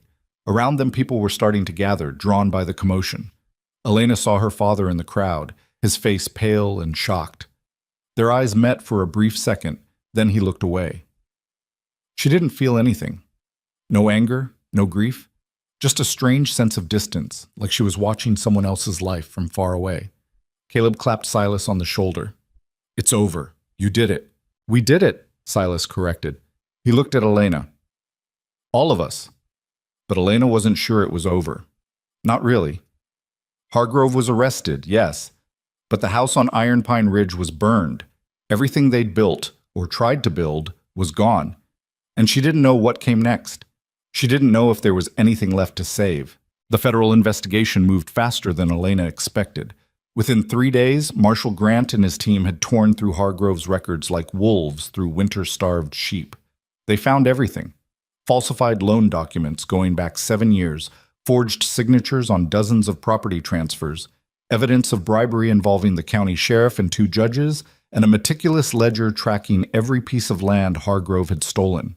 The man had been so confident in his power that he'd documented his own crimes in neat, careful handwriting. Elena spent those 3 days in a boarding house in Ashford Hollow, giving statements, signing affidavits, and trying not to think about the house on Iron Pine Ridge. Silas had ridden back up the mountain the morning after Hargrove's arrest to assess the damage. He'd returned that evening with ash on his coat and a look in his eyes that told Elena everything she needed to know. "How bad?" she'd asked. "Gone," he'd said. "The whole main structure. Barn's still standing, and the mill wasn't touched, but the house—" He'd trailed off, staring at nothing. Everything inside. All of it. Including the child's room, Elena thought, including Catherine's photographs and the little bed with the yellow quilt and the porcelain doll. All of it turned to ash and memory. She'd reached for his hand, and he'd let her take it, and they'd sat there in the small boarding house room without speaking, just holding on while the weight of everything they'd lost settled over them. Now, on the 4th day after Hargrove's arrest, Elena stood in the Ashford Hollow courthouse watching a federal prosecutor lay out the charges. The courtroom was packed. Seemed like half the town had shown up, drawn by scandal and the promise of watching a powerful man fall. Hargrove sat at the defense table in a wrinkled suit, his perfect composure completely shattered. His lawyer, a nervous man from the state capitol, kept wiping sweat from his forehead despite the cold. The evidence was overwhelming. Even a fool could see there was no way out. The defendant orchestrated a systematic campaign of fraud and extortion spanning 7 years, the prosecutor said, his voice carrying through the silent courtroom. He used his position as banker to manipulate loan terms, falsify debts, and force families from their land. When his victims couldn't pay, he foreclosed on properties he himself had sabotaged. And when that wasn't enough, he turned to violence, arson, assault, attempted murder. The prosecutor turned to face Hargrove directly. Victor Hargrove didn't just steal property. He destroyed lives. Families lost their homes, their livelihoods, everything they'd built. Some left the county entirely, displaced by a man who saw them as nothing more than obstacles to his ambition. Elena watched Hargrove's face. He wasn't looking at the prosecutor or the judge. He was staring at the table in front of him, his jaw tight, and she could see the fury burning behind his eyes. He wasn't sorry. He was just angry he'd been caught. The judge, a stern woman brought in from Helena specifically for this case, listened to everything without expression. When the prosecutor finished, she looked at Hargrove. "Does the defendant wish to speak?" Hargrove's lawyer whispered urgently to him, but Hargrove shook his head and stood. "I have nothing to say to this court." "Very well." The judge straightened her papers. "Victor Hargrove, you are hereby bound over for trial on 43 counts of fraud, 12 counts of extortion, 3 counts of arson, and 2 counts of attempted murder. Bail is denied. You will remain in federal custody pending trial." The gavel came down. Hargrove's face went white. His lawyer tried to object, but the marshals were already moving forward, taking Hargrove by the arms and leading him toward the back door of the courtroom. As he passed Elena's row, Hargrove's eyes found hers. The look he gave her was pure venom. She met his gaze without flinching, and after a moment he looked away. Then he was gone, and the courtroom erupted in whispers. Elena felt Silas's hand on her shoulder. "Come on," he said quietly. "Let's get out of here." They pushed through the crowd and out into the cold afternoon air. People were gathering on the courthouse steps, talking in urgent clusters. Elena heard her name more than once, saw people pointing. She kept her head down and followed Silas toward the street. "Elena," she turned. Her father stood at the bottom of the steps, his hat in his hands. He looked older than she remembered, his face haggard and gray. Behind him, her mother stood silent as always. Elena's first instinct was to keep walking, but something made her stop. "Papa," she said. Thomas Carter climbed the steps slowly, like each one hurt. When he reached her, he didn't meet her eyes. I need to apologize." "For what?" Elena's voice was flat. "Selling me? Or not having the courage to stop it?" Thomas flinched. "I thought I was saving the family. Hargrove told me. He said it was the only way, that if I didn't agree we'd lose everything. I didn't know what else to do." "You could have told me the truth," Elena said. "You could have let me decide for myself instead of just signing papers and handing me over like property." "I know." Thomas's voice cracked. "I know, and I'm sorry. I was weak and desperate, and I failed you. I've been failing you for years." Elena looked at her mother, who still hadn't spoken. Margaret Carter stood like a statue, her face blank, and Elena felt a surge of anger so strong it surprised her. "And you?" she asked her mother. "Do you have anything to say?" Margaret's lips pressed into a thin line. "What's done is done. There's no changing it now." "That's it? That's all you have to say?" "What do you want from me, Elena? Tears? Apologies?" Margaret's voice was bitter. "I told you to sign the papers because it was the only way to keep a roof over Daniel's head. Would you rather we'd all been on the street?" "I'd rather you'd fought," Elena said. "I'd rather you'd tried to find another way, instead of just accepting that I was the price that had to be paid." Margaret looked away. "You don't understand what it's like. You're young. You don't know how the world works." "I know more now than I ever wanted to," Elena said. She turned back to her father. "The house is secure now. The debt's cleared and Hargrove's in jail. You and Mama and Daniel are safe. That's all I came here to do." "Elena," Thomas reached for her arm, but she pulled back. "I'm glad you're safe," she said.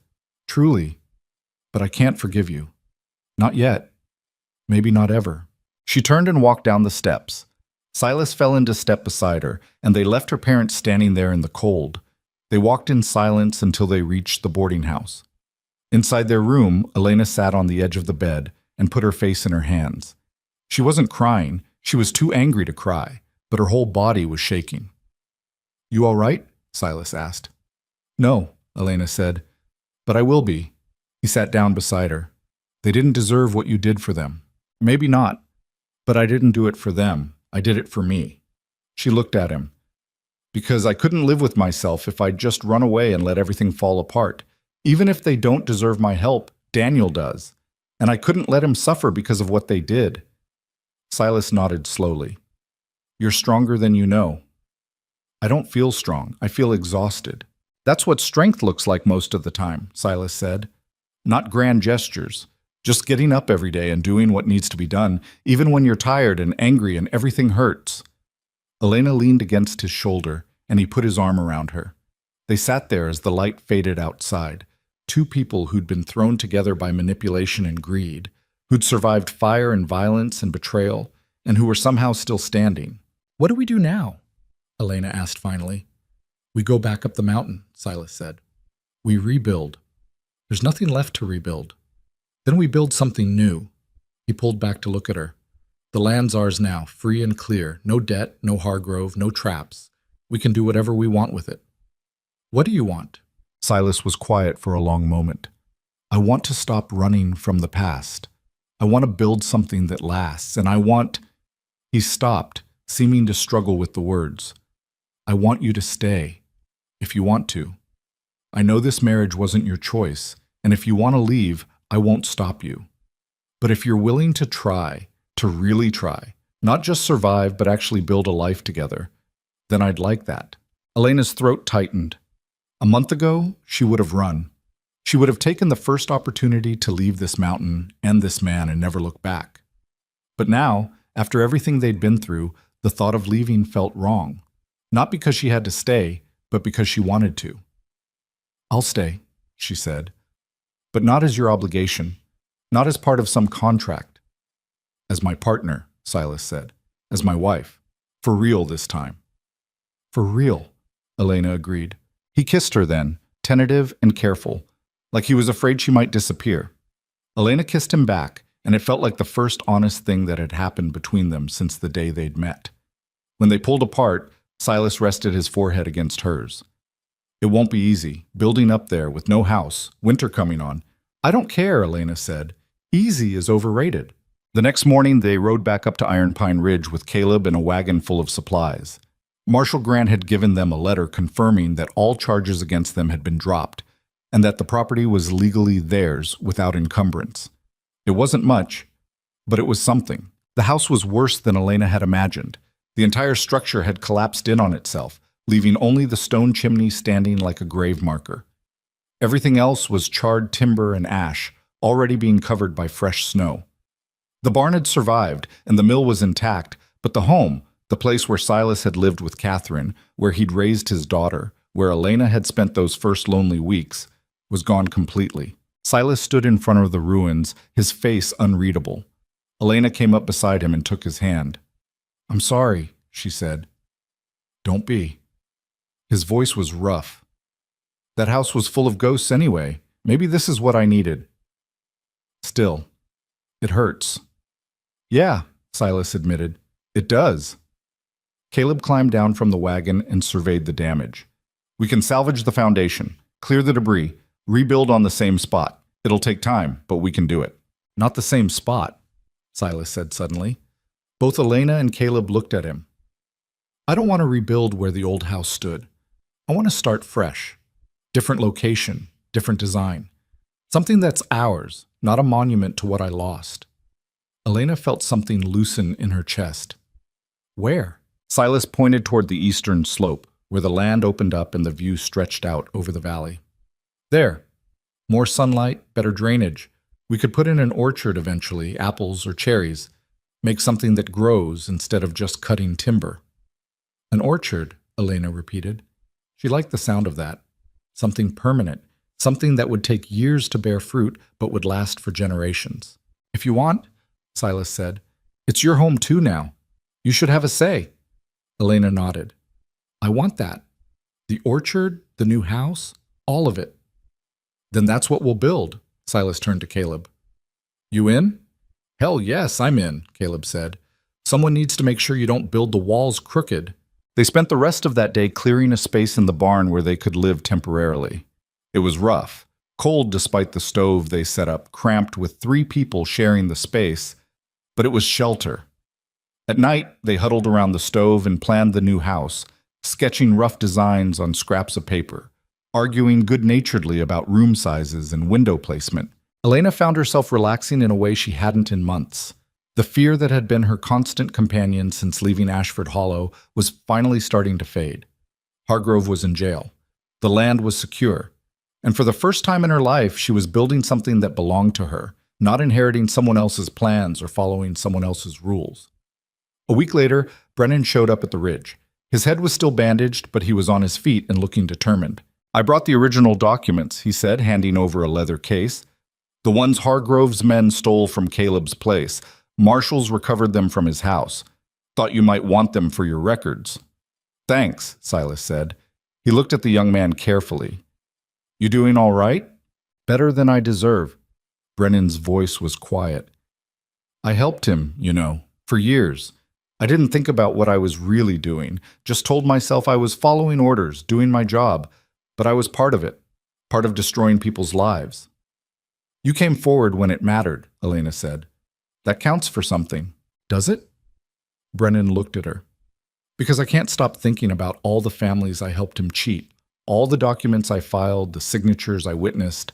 I was so focused on keeping my job that I didn't see, or didn't want to see, what was really happening." "So what are you going to do about it?" Silas asked. Brennan straightened. "I'm testifying at the trial. Everything I know, everything I did, and afterward I'm leaving banking. I'm done being part of that system." "What will you do instead?" "Don't know yet, but I'll figure something out." Brennan managed a weak smile. "Anyway, I just wanted to return those documents and say thank you. You could have left me to face Hargrove alone, but you didn't. I won't forget that." After he left, Elena and Silas went through the documents carefully. Among them was the original marriage contract, the one with all the hidden clauses and trap language. Elena stared at it for a long moment, then carried it to the stove and threw it in. "What are you doing?" Silas asked. "Getting rid of it," Elena said, watching the paper curl and blacken in the flames. "That contract doesn't mean anything anymore. If we're staying married, it's because we choose to be, not because some banker wrote it into a legal document." Silas came up behind her and wrapped his arms around her waist. "We should do it properly then. Get married again, the right way." "We're already married." "We went through a ceremony because Hargrove forced us to. That's not a real marriage. I want to marry you because I love you, not because some contract says I have to." Elena turned in his arms to face him. "You love me?" "I do," Silas said, and there was no hesitation in his voice. "I know it's fast, and I know this started wrong, but somewhere along the way, you stopped being an obligation and started being the person I can't imagine living without. So yes, I love you, and I want to marry you properly if you'll have me." Elena felt tears prick her eyes, but they were good tears this time. "Yes," she said. "Yes, I'll marry you. Again, properly." They got married in Caleb's cabin 2 weeks later, with Marshal Grant officiating and Brennan as witness. It was nothing like the first ceremony. No cold courthouse, no forced vows, no sense of trap closing. Elena wore a simple dress she'd bought in town, and Silas wore clean clothes and actually smiled. Caleb got drunk and gave a rambling toast about stubborn fools who were too dumb to quit when they should. It was messy and imperfect and absolutely real. That night, they went back to their temporary home in the barn, and for the first time they shared a bed not out of obligation or survival, but because they wanted to. Elena fell asleep in Silas's arms, listening to his heartbeat, and felt something she hadn't felt in a long time. Peace. Winter hit hard that year. The snow piled up 6 feet deep in places, and the temperature dropped so low that water froze in its bucket overnight. But they kept working. Silas and Caleb cleared the old house site and started laying foundation stones for the new one. Elena managed their supplies and helped where she could, learning to handle tools she'd never touched before. Her hands got rough and calloused. Her back ached constantly, but she didn't mind. She was building something real. They worked through Christmas and into the new year. By February, the frame of the new house was up, rough timber walls, open to the sky, but standing. It looked raw and unfinished, but Elena could see what it would become. Rooms where they'd live and eat and sleep. A real home, built by their own hands. One evening, as they were finishing work for the day, a rider came up the mountain. Elena's hand went instinctively to the rifle they kept nearby, but Silas shook his head. "That's not trouble," he said. "That's the mail carrier." The rider, a grizzled man in his 50s, handed over a packet of letters and a newspaper. "Haven't seen you folks in months," he said.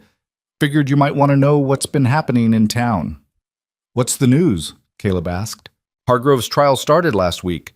They're saying it'll be the biggest case this county's ever seen. The carrier shook his head. Never would have thought it of him. Always seemed like such a respectable man. Appearances can fool you, Silas said.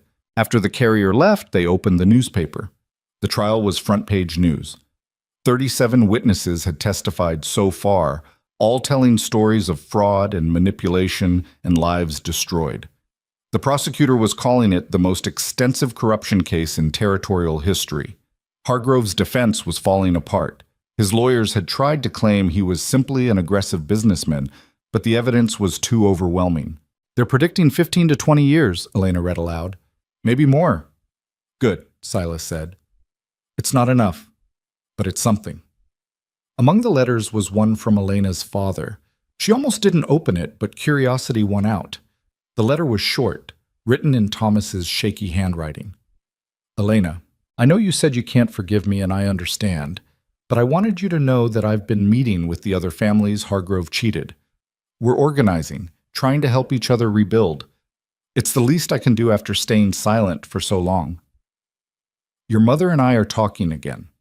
Really talking, for the first time in years. She's struggling, but she's trying. Daniel asks about you constantly. He wants to come visit when the weather clears. I don't expect forgiveness. I just wanted you to know that what you did, standing up to Hargrove, fighting back when the rest of us were too afraid, it changed things. People are talking now. They're not just accepting what powerful men tell them anymore. Thank you for that. Your father. Elena folded the letter and set it aside. She didn't know how she felt about it. The anger was still there, but it had dulled somehow, worn down by time and distance. Maybe forgiveness would come eventually, or maybe it wouldn't. Either way, she was building her own life now, and she didn't need their approval to do it. By March, the house had walls and a roof. They moved out of the barn and into the unfinished structure, sleeping in a single completed room while they worked on the rest.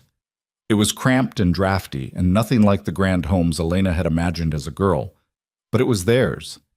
Caleb moved back to his own place once the weather cleared, promising to return when it was time to start the orchard.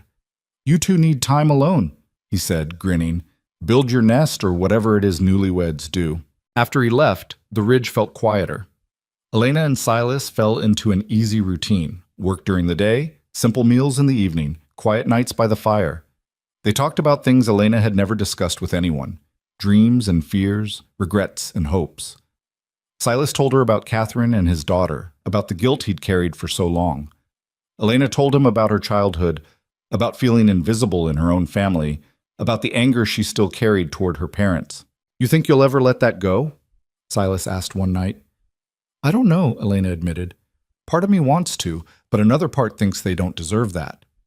Forgiveness isn't about what they deserve, Silas said. It's about what you need to move forward. Is that what you did? With yourself? I'm trying to. He stared into the fire. Catherine's letter said it wasn't my fault, but I blamed myself anyway for years. I think I needed that blame. It gave me something to focus on besides the grief. He looked at her. You helped me let it go. Showed me there was still life worth living.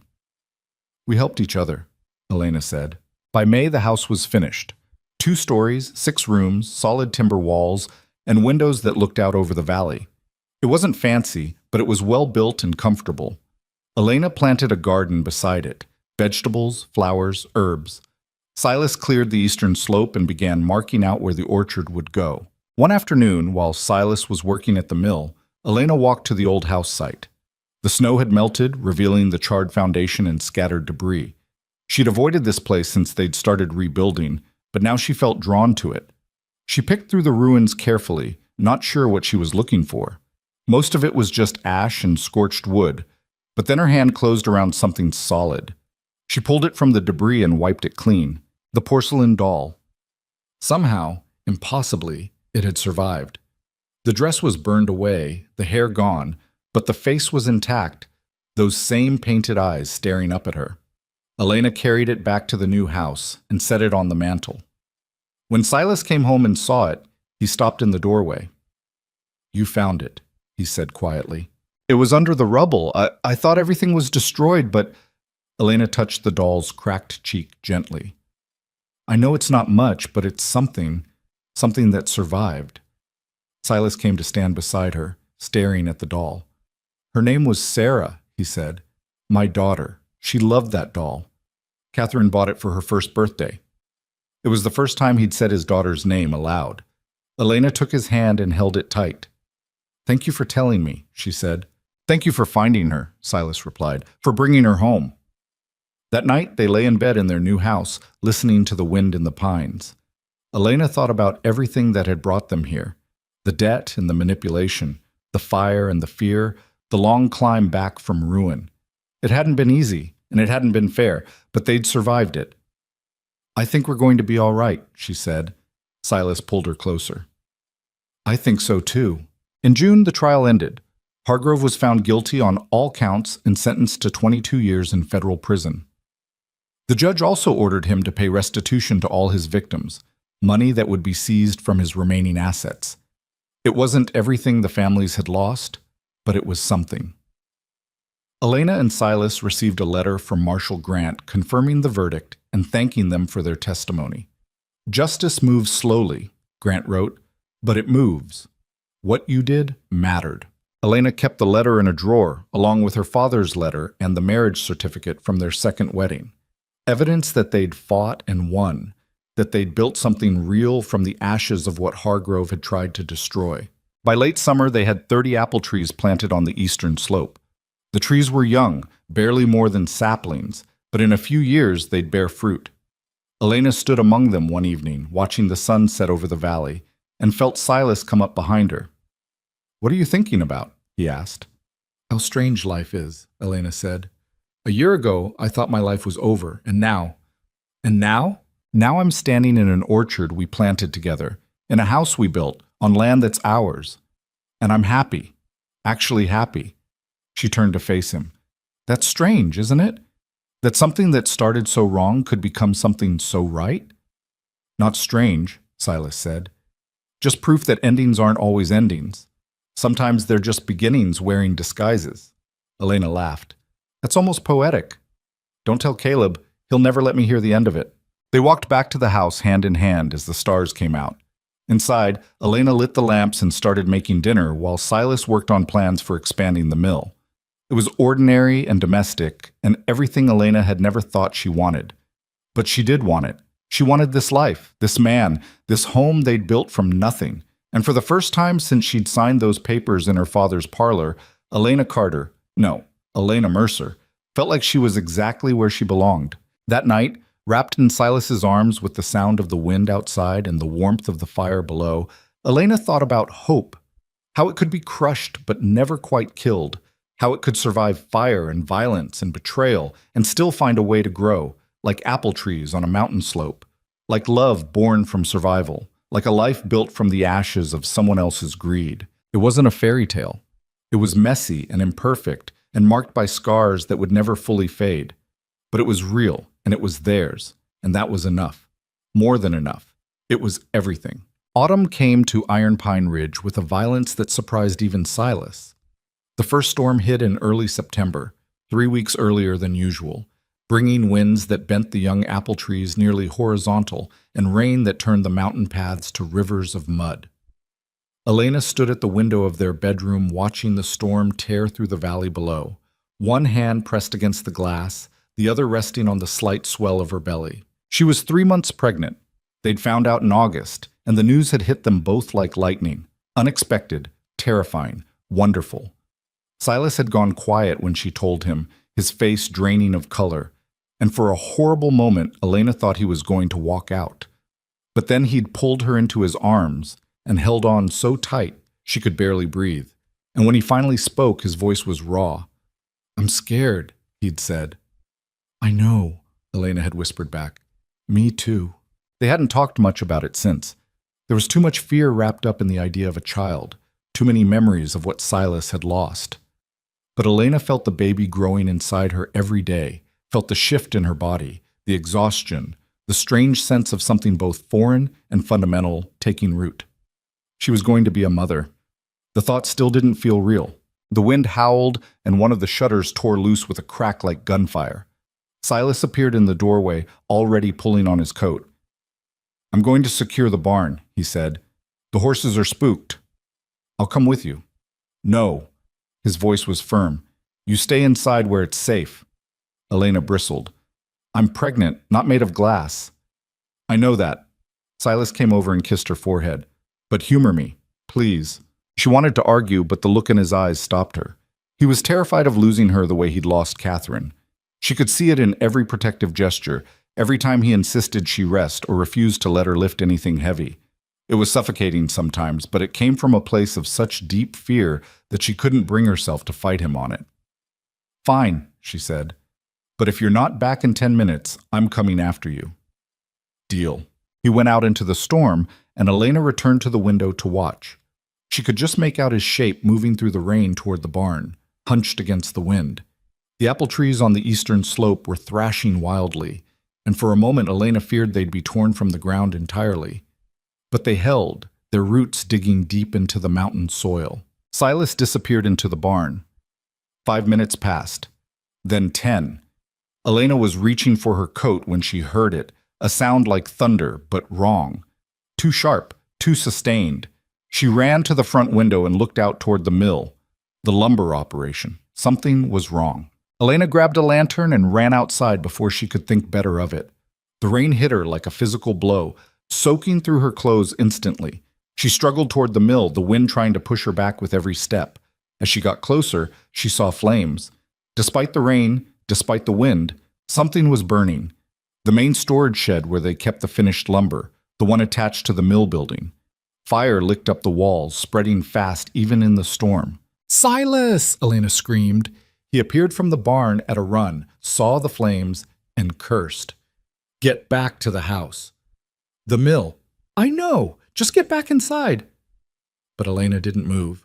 She stood there watching as Silas ran toward the burning shed, and in the flickering firelight she saw something that made her blood freeze.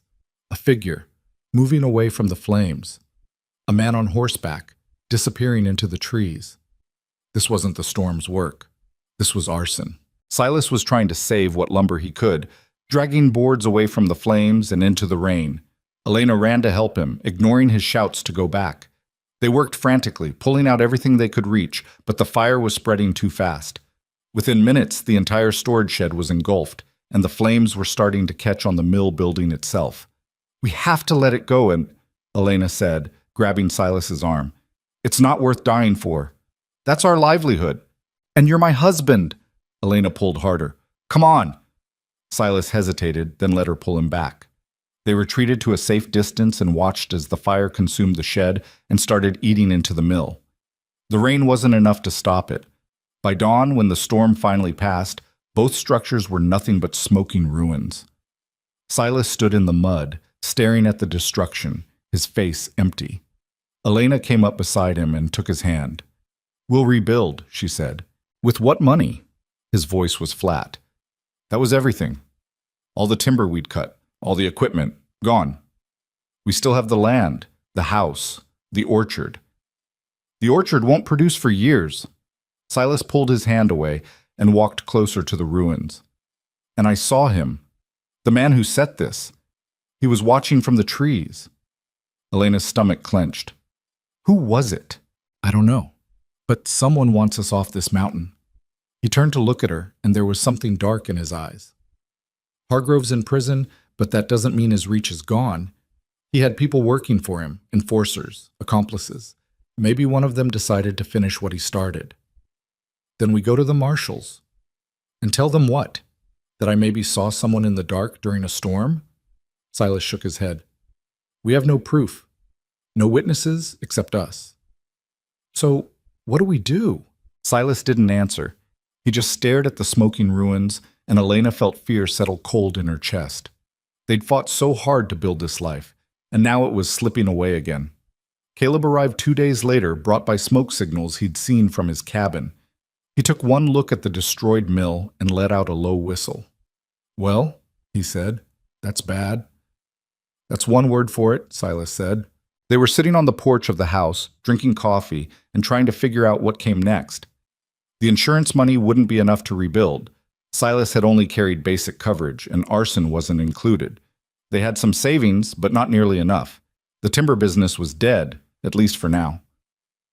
"You could sell," Caleb said carefully. The land's worth something, especially now that it's clear of debt. Take the money, start over somewhere else. No. Silas's voice was hard. We're not running again. I'm not suggesting running. I'm suggesting strategic retreat. It's the same thing. Caleb looked at Elena. What do you think? Elena had been thinking about it constantly for 2 days. The practical part of her knew Caleb was right. They couldn't rebuild without money, and staying here with a baby coming was risky. But another part of her, the part that had fought tooth and nail to keep this place, couldn't bear the thought of leaving. I think, she said slowly, that we need help, real help. Not just money, but people, community. Both men looked at her. What do you mean? Silas asked. I mean, we can't do this alone anymore. We've been isolating ourselves up here, trying to be self-sufficient, but that's not sustainable. If someone's targeting us, we need allies. And if we're going to rebuild, we need more than just the 3 of us. Who do you suggest? Caleb asked. Elena took a breath. The families Hargrove cheated. The ones my father mentioned in his letter. They know what it's like to lose everything and have to start over. Maybe some of them would be willing to help if we offered them something in return. Like what? Silas asked. Work, land, a stake in what we're building here. Elena's mind was racing now, the idea taking shape. We have space. We could build cabins, bring in families who need a fresh start. They could help rebuild the mill, work the lumber operation, tend the orchard. In exchange, they'd get housing and a share of the profits. Silas was quiet for a long moment. You're talking about creating a community, a settlement. I'm talking about not being alone anymore, Elena said. About building something bigger than just us. Something that can't be destroyed by one fire or one vengeful man. Caleb grinned. I like it. It's ambitious as hell, but I like it. Silas looked at Elena, really looked at her, and something in his expression softened. You're sure about this? Bringing people up here? It'll change everything. Everything's already changed, Elena said. We just need to decide if we're going to let that break us or make us stronger. Silas reached for her hand. All right, let's do it. They spent the next week traveling to Ashford Hollow and the surrounding areas, meeting with families who'd been victims of Hargrove's scheme. Elena's father helped arrange the meetings, and though Elena still felt the sting of resentment when she saw him, she put it aside for the greater goal. The families were wary at first. They'd been burned before by promises that sounded too good to be true. But when Elena and Silas laid out the proposal, honest work for honest pay, a chance to rebuild together, people started listening. By the end of the second week, they had commitments from 4 families. The Dawsons, who'd lost their farm to Hargrove's manipulation. The Chens, immigrants who'd been cheated out of their mining claim. The Reeves, a widow and her 3 grown sons who needed work. And the Porters, a young couple with a baby not much older than Elena's would be. They all came up to Iron Pine Ridge together in late October, their possessions loaded in wagons, hope and uncertainty written on their faces. Elena stood on the porch of the house and watched them arrive and felt something shift inside her. This was no longer just her and Silas's refuge. This was becoming something larger, something that belonged to all of them. The first few weeks were chaos. They set up temporary shelters while they worked on building proper cabins. The men, and some of the women, started clearing the mill site and salvaging what they could. The children ran wild through the trees, their laughter strange and wonderful after so much silence. Elena organized supplies and coordinated work schedules, her pregnancy growing more obvious but not slowing her down. Silas was different with people around, less closed off, more willing to delegate and trust. Elena watched him work with the Reeves brothers, showing them how to fell trees properly, and saw glimpses of the man Catherine must have known, patient, capable, almost warm. One evening, as they lay in bed exhausted from another long day, Silas said, "You were right about this, about needing people." "We all need people," Elena said. "That's not weakness. That's just being human." I forgot that for a while. After I lost Catherine and Sarah, I convinced myself that being alone was safer, that if I didn't let anyone close, I couldn't lose them. He rolled onto his side to face her. But that's not living. That's just existing. And now? Now I'm terrified every day that something will happen to you or the baby. But I'm also happy. Really happy, for the first time in years, and I think that's worth the fear." Elena kissed him. "It is." By December, they had 3 cabins built and a 4th underway. The mill site was cleared and foundation work had begun on a new structure, smaller than the old one, but more efficient. The apple trees had survived the storm and were settling into winter dormancy, their bare branches reaching toward the gray sky.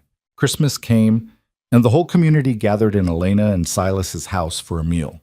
It was crowded and loud and messy, children underfoot, adults talking and laughing, food passed around until everyone was stuffed.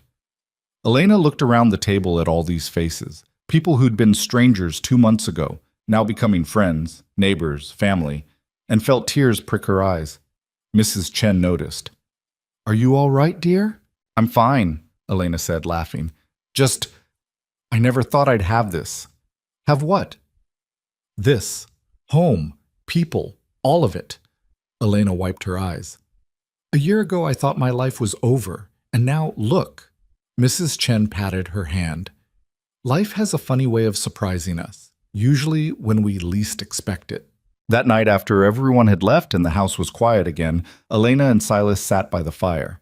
Elena was exhausted, her back aching, her feet swollen, but she felt content in a way she'd never experienced before. "I have something for you," Silas said. He pulled a small package from his pocket and handed it to her. Elena unwrapped it carefully. Inside was a wooden box, beautifully carved with a pattern of apple blossoms. She opened it and found a letter inside, written in Silas's careful handwriting. "Elena, a year ago, I bought a wife to settle a debt I didn't understand. I thought I was accepting another burden, another piece of guilt to carry. I was wrong. You came into my life like a storm, disruptive, fierce, refusing to be ignored. You pushed when I wanted to retreat. You asked questions when I wanted silence. You saw through my walls and wouldn't let me hide. You saved me, not from Hargrove or debt or violence, but from myself. From the prison I'd built out of grief and fear. You showed me that life could still be lived, that joy was still possible, that letting someone in wasn't weakness, but strength. This past year with you has been the hardest and the best of my life. We've lost much, but we've built more. And now we're about to bring a child into this world, into the home and community we've created together. I don't know what the future holds. I don't know if we'll succeed or fail, if the orchard will thrive or the mill will prosper. But I know that whatever comes, I want to face it with you. Thank you for choosing to stay. Thank you for choosing me. Forever yours, Silas." Elena read the letter twice, tears streaming down her face. When she looked up, Silas was watching her with an expression so open and vulnerable it made her heart ache. "I love you," she said. "I know I don't say it enough, but I do. I love you so much it scares me sometimes." "I love you too," Silas said. "More than I thought I could love anyone again." They held each other by the fire as snow began to fall outside. 2 people who'd been forced together by manipulation and greed but had chosen each other in the end.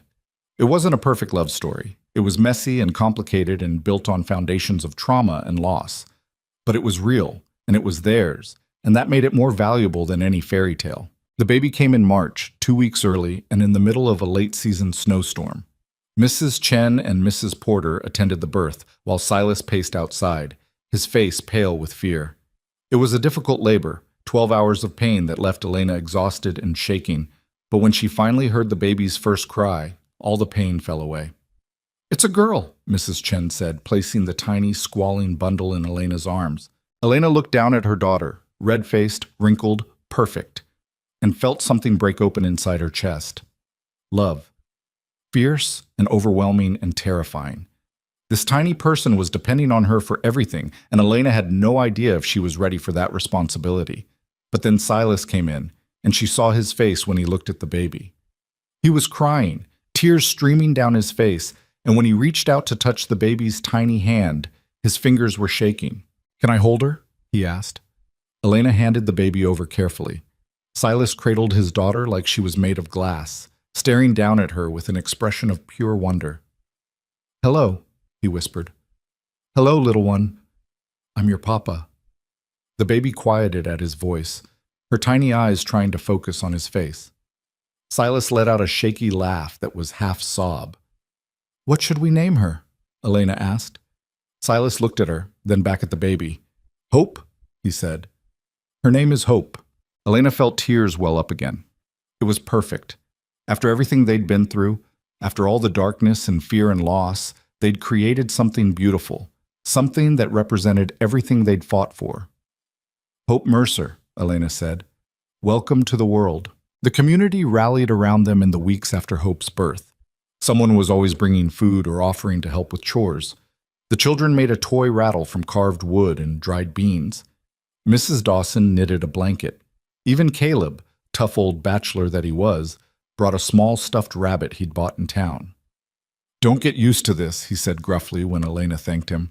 I'm not going soft.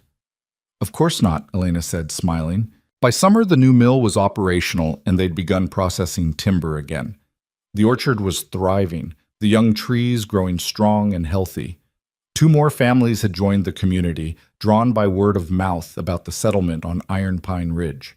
They were building a school, just a small one-room building, but enough to teach the children who were growing up here. Elena stood on the porch one evening, Hope asleep in her arms, watching the sunset over the valley. She could hear voices from the settlement below, people talking and laughing, children playing, the sounds of a community finding its rhythm. It was nothing like the life she'd imagined for herself a year and a half ago, but it was so much better than anything she could have dreamed up. Silas came out and put his arm around her shoulders. What are you thinking about? About how strange life is, Elena said. How the worst thing that ever happened to me led to the best thing. The marriage? All of it. Being sold off, being trapped up here, all the fear and anger and fighting. If none of that had happened, I wouldn't have this. She looked down at Hope's sleeping face. I wouldn't have you or her or any of this. Do you regret it? Silas asked. Any of it. Elena thought about it honestly. I regret the pain, the fear, the way my father failed me and how Hargrove almost destroyed us. But the rest? No, because it taught me something. What's that? That you can't control what happens to you. You can only control what you do with it. Elena shifted Hope to her other arm. Hargrove tried to make me a victim, tried to trap me in a life I didn't choose, and for a while I was a victim. But then I decided to fight back, to take control of my own story.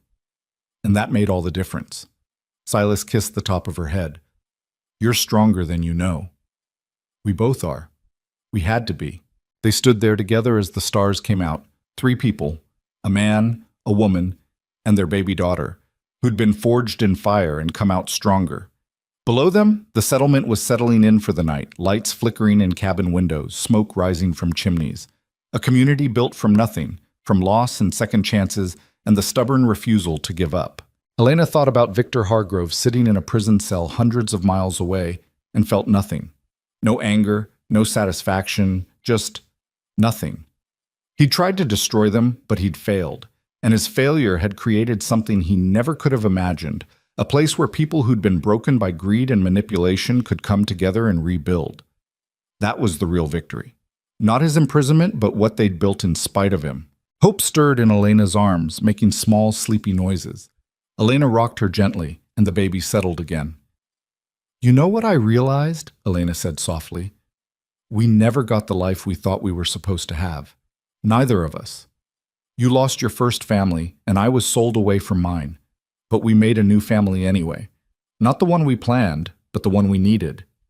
And the one we chose, Silas added. That's important too. Yes, Elena agreed. The one we chose. Years later, when Hope was old enough to understand, they would tell her the story. Not the sanitized version, but the real one. The debt and the manipulation, the fire and the fear, the long fight to build something real from the ashes of someone else's greed. They would tell her about Victor Hargrove and what he tried to take from them. And they would tell her about the choice they made to fight back, to refuse to be victims, to build a life worth living. But for now, on this evening with the stars bright overhead and the community they'd built settling into sleep below them, Elena simply held her daughter and her husband and felt grateful. Grateful for the hard road that had brought them here, for the strength they'd found in each other, for the life they'd built from nothing. Iron Pine Ridge wasn't a refuge anymore. It wasn't a prison or a trap or a place of exile. It was home, built by hand and heart and the stubborn determination of people who refused to stay broken. And that, Elena thought as she carried Hope inside to bed, was worth every bit of pain it had taken to get here. Every tear, every fight, every moment of fear and doubt. Because in the end, they'd won. Not by destroying their enemies, but by refusing to let those enemies destroy them. They'd taken the worst thing that could happen and turned it into something beautiful. And that was a kind of victory no one could ever take away.